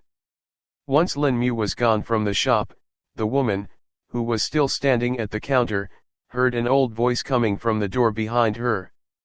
Who was it, K'er? The woman replied, but with a more affectionate voice this time, completely unlike how she talked with Lin Mu. Just some boy. Chapter 12, Returning to the Shack. Chapter 12, Returning to the Shack. Lin Mu could smell the tantalizing aromas arising from the various food stalls. The owners of the stalls roared out their prices, with many people standing around and sitting at the benches set up near the stalls, eating their food. There were various dishes being sold by the stands. There were buckwheat noodles, skewered barbecued meat, fried chicken drumsticks, big buns filled with meat, soups and vegetable filling, stir-fried rice, braised meat soup, and many more. There were also some tea houses along the street where people could be seen relaxing and enjoying some tea with some light snacks. Lin Mu decided to buy some buns, as they would be cheap and very filling. He had to save some money to buy rice as well as some spices so that he would not have to eat the sour apples every day. He did not even have any salt with him to season anything he caught to eat, thus he especially wanted to buy a set of spices. Lin Mu walked up to a stall that was selling buns and spent 3 copper coins to buy 2 meat-filled buns for his meal. He sat down on a bench nearby to eat the buns and take in the sights of the people in the town. He had been missing the town after 3 days, even though his days had been relatively exciting due to all the events that had happened ever since acquiring the mysterious rusty ring. After finishing the buns, he wanted to find out when the merchants would be coming to the town next week so that he could sell the fragrant wood box. I should head to a tea house to find out when the merchants would be coming next week. Most people like to go to tea houses to drink some tea and gossip with the other patrons. It would be the best place to find out information, as most people would answer questions rather easily and without any suspicion. If one was lucky, one could even hear about events happening in the city, gossip about what schemes the officials were planning or which merchant was getting punished for cheating people. Such things people talked about to satisfy their need for entertainment and drama. Lin Mu walked into a relatively popular tea house and looked around for an empty chair to sit. The place was packed with people. Looking around for a moment, he found a table that had 1 empty chair left. He spent 2 copper coins to order a cup of tea for him from the waiter. There were 3 people already sitting on the table talking with each other. The people that were sitting on the table gave him a momentary glance before going back to talking amongst themselves. The waiter soon brought with him a tray on which there were 4 cups and a pot of tea. He placed a cup in front of each person and then poured them some tea before walking away to serve other patrons of the tea house. The tea in the cup was steaming and gave off a faint fragrance that gave one a sense of calm.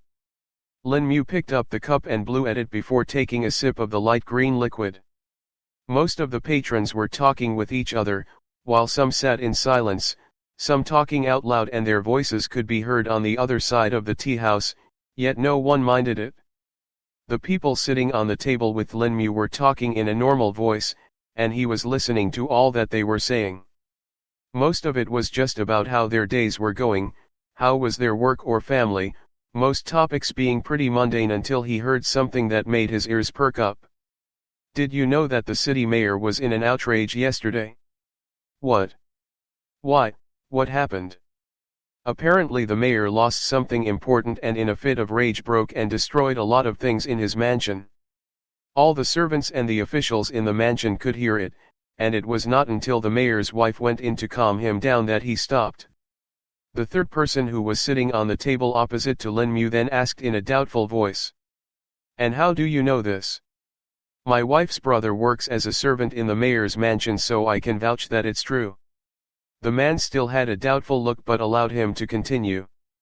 The Lord must have lost something precious for him to break into a fit of rage, as he is a rather composed man. Did he just lose it somewhere, or was it stolen? I think it was stolen, as if it was lost inside the mansion it would have been found. The 3 men conversed without giving a mind to how the surrounding tables were now also paying attention to them, as the information they revealed was a rather juicy piece of news. Not much gossip came out of the mayor's mansion, and now that some had come, everyone wanted to hear it. Even Lin Mu was listening attentively, without missing a word. Is that why there are city guards in the town, because he got something stolen and ordered them to find it? That could be it, but they won't reveal the information so easily. One of the persons sitting on a table next to Lin Mu spoke up. Apparently the mayor also sent out a group of officials, along with a detachment of guards, to the south yesterday evening. Yesterday evening? That should be just after he had the outrage. Could those 2 be related? The conversation continued about the topic until it eventually changed to something else. Lin Mu had finished his cup of tea when he finally decided to do what he came here for. He turned to the people sitting on the table and asked, "Does anyone know when the merchants will come next week?" The men paused for a moment to turn their attention towards Lin Mu and then answered. They should be coming early this week, as the mayor has been buying a lot of rare materials lately, and will also sell the first shipment of the spirit apples. I think they should be here in 5 days at least, if not earlier. Hearing the answer he wanted, Lin Mu was pleased and thanked the men for the information and stood up to go buy the supplies he wanted. He walked out onto the street and went towards a shop that sold grains. He spent 10 copper coins to buy a kilogram of rice before going to a shop that sold spices. He bought a set of spices that included black pepper, cinnamon, cumin, cloves, allspice, nutmeg, and salt. That was all he could buy for 10 copper coins, as he wanted to save the remaining 5 copper coins to buy a gourd to store water. He didn't want to keep on making trips to the stream from the hunting shack again and again just to get some water. He easily found a shop that sold sundries and bought a gourd from there. It was a little later than 2 p.m. now, and he wanted to go back to the hunting shack before sundown so that he could check up on the traps he had set. At least he now had some rice to eat for dinner, and if he could find some bird nests in the forest, he'll be able to eat some eggs with it. He slung the sack containing the rice on his back for now, as he did not want to put it in the ring here and risk others seeing it. He walked out of the town gate towards the outskirts. He passed by the spirit apple orchards where the peasants were still working as hard as ever.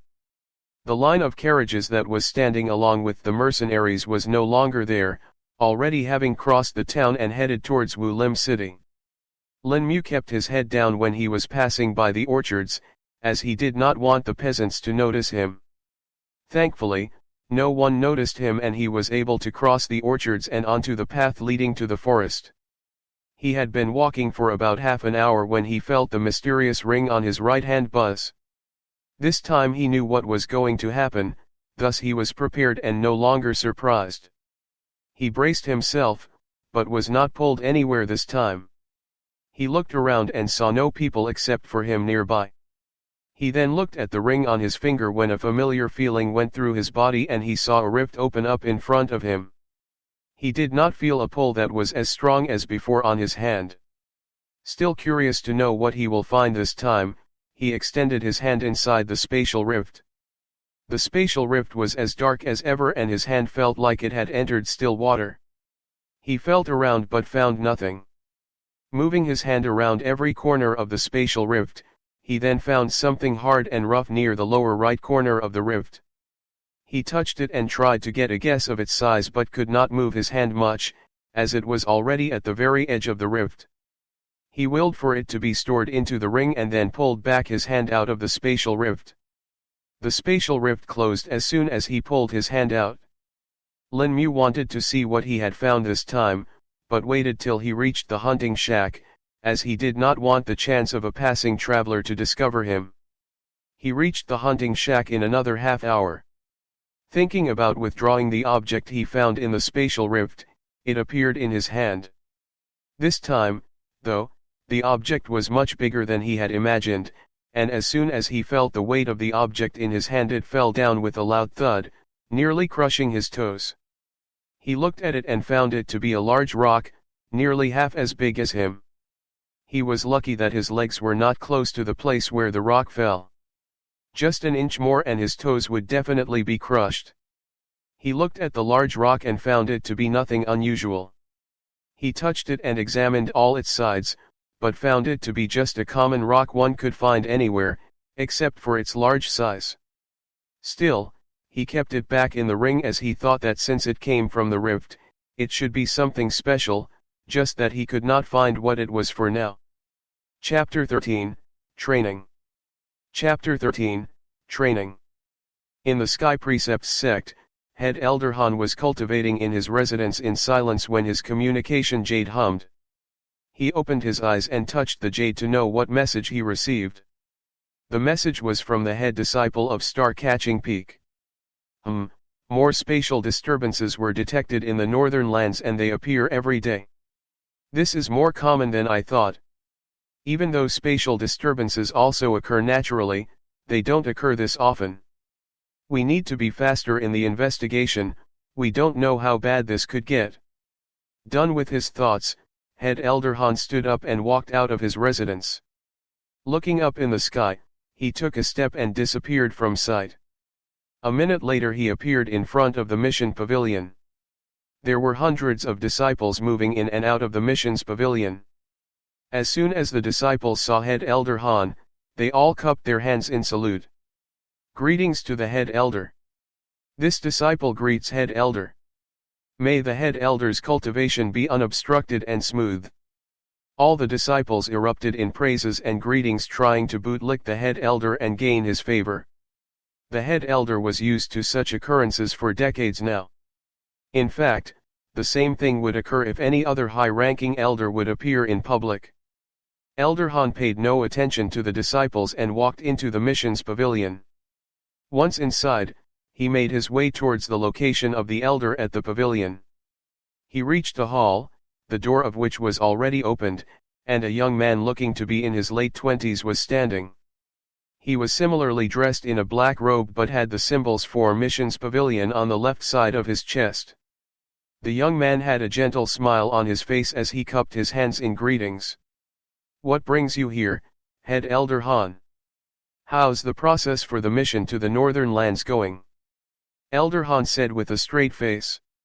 The selection for the disciples has been completed and they will be departing for the northern lands in a week. Why do they still need a week? Elder Han asked while raising an eyebrow. Some of the selected disciples are in seclusion and should be out within the week. Considering the severity of the missions, I had to select some senior disciples who had been cultivating in seclusion for more than a year now. The young man calmly explained. Elder Han nodded his head in agreement and continued. More spatial disturbances have been detected, the star-catching peak reports one every day. Ask the disciples to be careful and more thorough in their investigation. The young man's smile stiffened upon hearing the news from Elder Han. Yes, I'll inform the disciples of this. Not wasting a moment more, Elder Han sped out of the mission's pavilion and disappeared in the blink of an eye. The young elder was left standing in the hall with a smile, which soon turned to a frown as soon as the head elder disappeared. He turned his left palm upward, and a small disc appeared on it. The young man placed his finger on top of the disc, which glowed, and runes started floating around it, forming a small screen on which details of all the missions can be seen. Using his spirit sense, he made some changes to the mission, raising its danger level one level higher. After doing this, the young-looking elder placed the disc away and closed the door of the hall with a wave of his hand. He had many more tasks to do, tasks which were very important, which he had delayed as soon as he detected the head elder entering the mission's pavilion. Back in the outskirts of northern town, Linmu was searching for some bird nests to snatch a couple of eggs for his dinner. He spent half an hour and found 4 small eggs the size of a quail's egg. After finding them, he no longer wanted to spend any more time searching for eggs and went back to the hunting shack. He placed the eggs in the pot to boil and withdrew the sack of rice he had put in his ring. He placed the sack in one corner and waited for the eggs to boil so that he could cook the rice. While he waited, he chanted the calming heart sutra and embraced the calm waves that spread throughout his body. Finishing the chant, he did not feel any increase in his strength. How do I increase my strength with the calming heart sutra? Just chanting it no longer works, what else does it need more to work? While he thought about the calming heart sutra, the eggs were done boiling. Linmu removed the eggs from the pot and added some rice to let it cook. He pondered on what else he could do to make the calming sutra work. I should do physical training and then try reciting the calming heart sutra and see if that's any better. Even though I don't have any physical training manual, just normal exercises should work too. The body tempering realm was considered to be the easiest realm in cultivation, not only because it was the first realm, but because it required little to no resources to progress. In fact, even a common peasant would reach the 4th stage of the body tempering realm by the age of 30 just by doing manual labor. Even if one did not have a training manual, the person could just exercise and train themselves normally and they would reach higher stages. Though this was only until the 7th stage of the body tempering realm. Progressing any further, without a proper training manual, was not impossible but was exponentially more difficult. Having planned his next approach, Linmu waited for the rice to cook. As soon as the rice was cooked he ate it all, along with the 4 eggs he had boiled. With his stomach now filled and hunger sated, Linmu walked out to train. He first decided to do a run and then try other exercises. Linmu ran a lap all the way to the apple tree, at the end of which he was gasping for his breath. He rested for a few minutes and then started to do push-ups. He did as many push-ups as he could until his arms felt sore and he could no more. Resting for a few more minutes he stood in a horse stance and practiced his punches. He performed rhythmic punches until his legs felt like jelly and he collapsed. This was the most intense physical training Linmu had ever done. Fueled with the desire to become a chi cultivator, Linmu had solidified his resolve and had decided to push his body to its limits. Linmu forced himself to sit cross-legged and chanted the calming heart sutra. The experience that he had this time differed completely from before. The calming waves were the same, but he still felt the aching of his muscles. In the pain of his muscles, he felt faint waves of energy flowing. As he kept on chanting the calming heart sutra, his mind was stilled and he was able to focus on the faint waves of energy. The more he focused, the more they intensified, until they reached a crescendo and dispersed all over his body. He felt his fatigue reducing and the waves of energy disappearing. A glint appeared in Linmu's eyes. Ha ha ha, this is indeed the right method to practice the Calming Heart Sutra. Lin Mu shouted out loud. If the Calming Heart Sutra has such a profound effect even without a proper training manual, I can only imagine what kind of effect it would have with one. Lin Mu decided to wash up before going back to sleep in the hunting shack, as he was covered in sweat from all the training he did. Lin Mu removed his clothes and jumped into the stream nearby. The water was chilly and helped reduce the soreness of his muscles. Lin Mu also washed his clothes and wrung them out to remove as much water from them that he could. I need to buy another set of clothes on my next trip to the town, I can't just make do with only one set. Adding a new task to his mental note, Lin Mu wore the slightly wet clothes and walked back to the hunting shack. By the time he reached the shack, his clothes were completely dry. Having had a successful day, Lin Mu was satisfied with himself and slipped into a deep sleep. Same as before, he found himself in the dark place. Now used to the phenomenon, Lin Mu just spent his time in planning for the future until he woke up from sleep. Chapter 14, Making a Small Fortune. Chapter 14, Making a Small Fortune. After waking up, the first thing Lin Mu sensed was that the air was much colder than normal in the shack. He opened the door of the shack and felt a gust of chilly air hit his face. Looking around, he took a breath of relief at the absence of any snow in the surroundings. It's good that it did not snow in the night, though the temperature has fallen even more. I probably have at most a month till winter sets in. Once winter came, it would be much more difficult for Lin Mu to catch beasts with traps. If he wanted to hunt beasts, he would have to go much deeper in the forest and that would be dangerous. Lin Mu had to get enough money within this 1 month to rent a place so he could stay in the town, and have enough left to tide over the winter. If he could not, it would be harrowing to stay in the hunting shack since there was no way it could provide adequate protection from the cold. I should go check the traps and see if there's anything caught in them. I hope there's no stronger beast near the traps like before. Lin Mu made his way towards the trails where he had set the snare traps, trying to make as little noise as possible. This time the heavens seemed to be happy with Lin Mu, as he found that the first snare had caught something.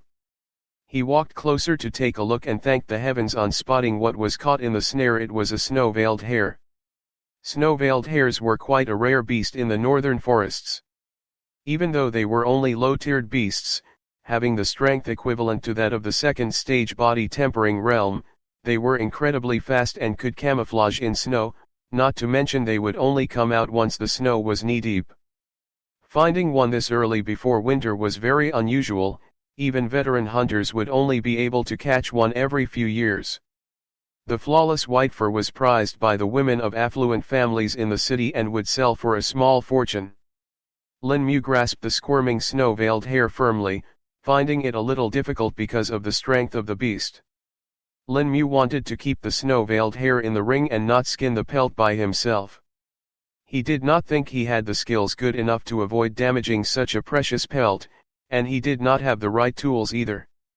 He would rather just sell the whole beast alive. Lin Mu did not know whether he could actually keep the beast alive in the ring, as he had never tried that before.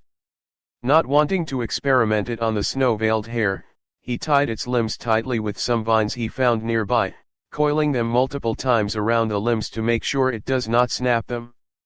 He slung the beast on his back and went ahead to check on the other snares. The second snare was triggered and the noose of the snare was ripped, most likely from a bigger or stronger beast. He examined the footprints and found them to be hoof prints. Seems like a deer passed through here. That's strange as well, they don't usually wander out here either. First the snow-veiled hare, and now a deer. Is something scaring the low-tiered beasts and animals here? Wait, could it be the same beast that destroyed the surrounding area of my traps? Lin Mu did not want to go near that area, but his curiosity won in the end. Lin Mu silently approached the destroyed place, keeping his eyes wide open and legs ready to run at the first sight of danger. The area looked the same as before, with broken trees lying around and claw marks and paw prints everywhere. He examined further and there were no new beast tracks there either. The other beasts were most likely avoiding the area because of the scent of the beast which destroyed the area. He saw the path on which the beast retreated, deep towards the forest. Having satisfied his curiosity, Lin Mu checked upon the remaining 4 traps. 2 of them were not triggered again. These were the same ones that were not triggered the last time he had checked. The last 2 traps were successful. There was a black-horned rabbit caught in one and in another a thorn-tailed rat. Lin Mu wanted to experiment whether he could keep beasts alive in the ring, thus these 2 would become his subjects. He held the black-horned rabbit and stored it in the ring. Lin Mu then pulled it out from the ring after 10 seconds. The black-horned rabbit was still alive and squirmed in his hands.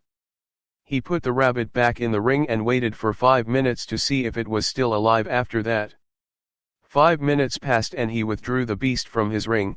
This time it was dead. Why did the rabbit die after 5 minutes and not before?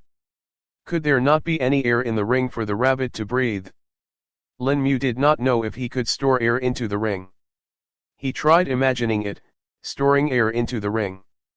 After that, he put the thorn-tailed rat into the ring and once again waited 5 minutes to see if it would work. He pulled the thorn-tailed rat out after 5 minutes and found it to be dead as well. Guess I'll just have to make a trip to the town today to sell the snow-veiled hare. I should hurry then. Lin Mu ran to the stream to skin the beasts. Using the method he used before, Lin Mu swiftly skinned and cleaned the carcasses, storing the pelts in the ring. He reached the shack and set the black-horned rabbit's meat on the stove. Now that he had spices with him, Lin Mu generously sprinkled them on the meat. A few minutes later, the aroma of the spices and the meat made his mouth water. Picking up the well-roasted rabbit from the stove, Lin Mu put it aside to cool down enough for him to be able to eat it. Once it cooled down, Lin Mu ravenously ate it, unable to control his hunger. Picking the bones clean, Lin Mu licked his fingers, which were covered in the oil from the rabbit. With his hunger sated, Lin Mu slung the snow-veiled rabbit on his back and ran towards the direction of northern town. He ran in short bursts of speed, slowing down when he felt tired. Lin Mu did not feel as winded as he felt after yesterday's run. He reached the town in 40 minutes, much faster than before. Lin Mu looked at the sun and estimated it to be around 11 a.m., leaving him with more than enough time to complete his tasks and return to train. He rushed on the path passing by the orchards, avoiding the looks of everyone. He entered the town and made his way towards the tannery, as that would probably be the place that will pay the most. Covering his nose and mouth to avoid the disgusting stench coming from the tannery, Lin Mu entered through the gate and saw the same clerk as before standing there, writing in his register. He could feel the gazes of the people turn towards him as he got closer, and when they saw the beast that was slung on his back, some even gasped. The clerk saw him and scrunched his face in annoyance. "What do you want this time, kid? I told you we don't buy pelts of low-tiered beasts." Before the clerk could continue talking, Lin Mu thrust the tied-up snow-veiled hare forward. "This, I wish to sell it." The clerk's eyes went wide once he saw the snow-veiled hare. The clerk had not seen a snow-veiled hare in 2 years now, as fewer hunters went out to hunt during the winter. He knew that the beast's pelt could be sold for a fortune, and if they auctioned it in Wulim City they could make even more. The clerk's eyes darted around and saw that the hunters were having the same ideas as him. 70 silver coins for the snow-veiled hare. The clerk loudly said, dousing any desire of the hunters to buy it from Lin Mu before he could. He could have offered less but did not want to take any chance and miss out on the opportunity here. It's good that the boy did not kill and skin the beast himself, he definitely would have damaged it. Lin Mu's eyes lit up in joy upon hearing the price offered by the clerk. "I'll take it, give me the money." The clerk went inside the building for a minute and came back with a pouch.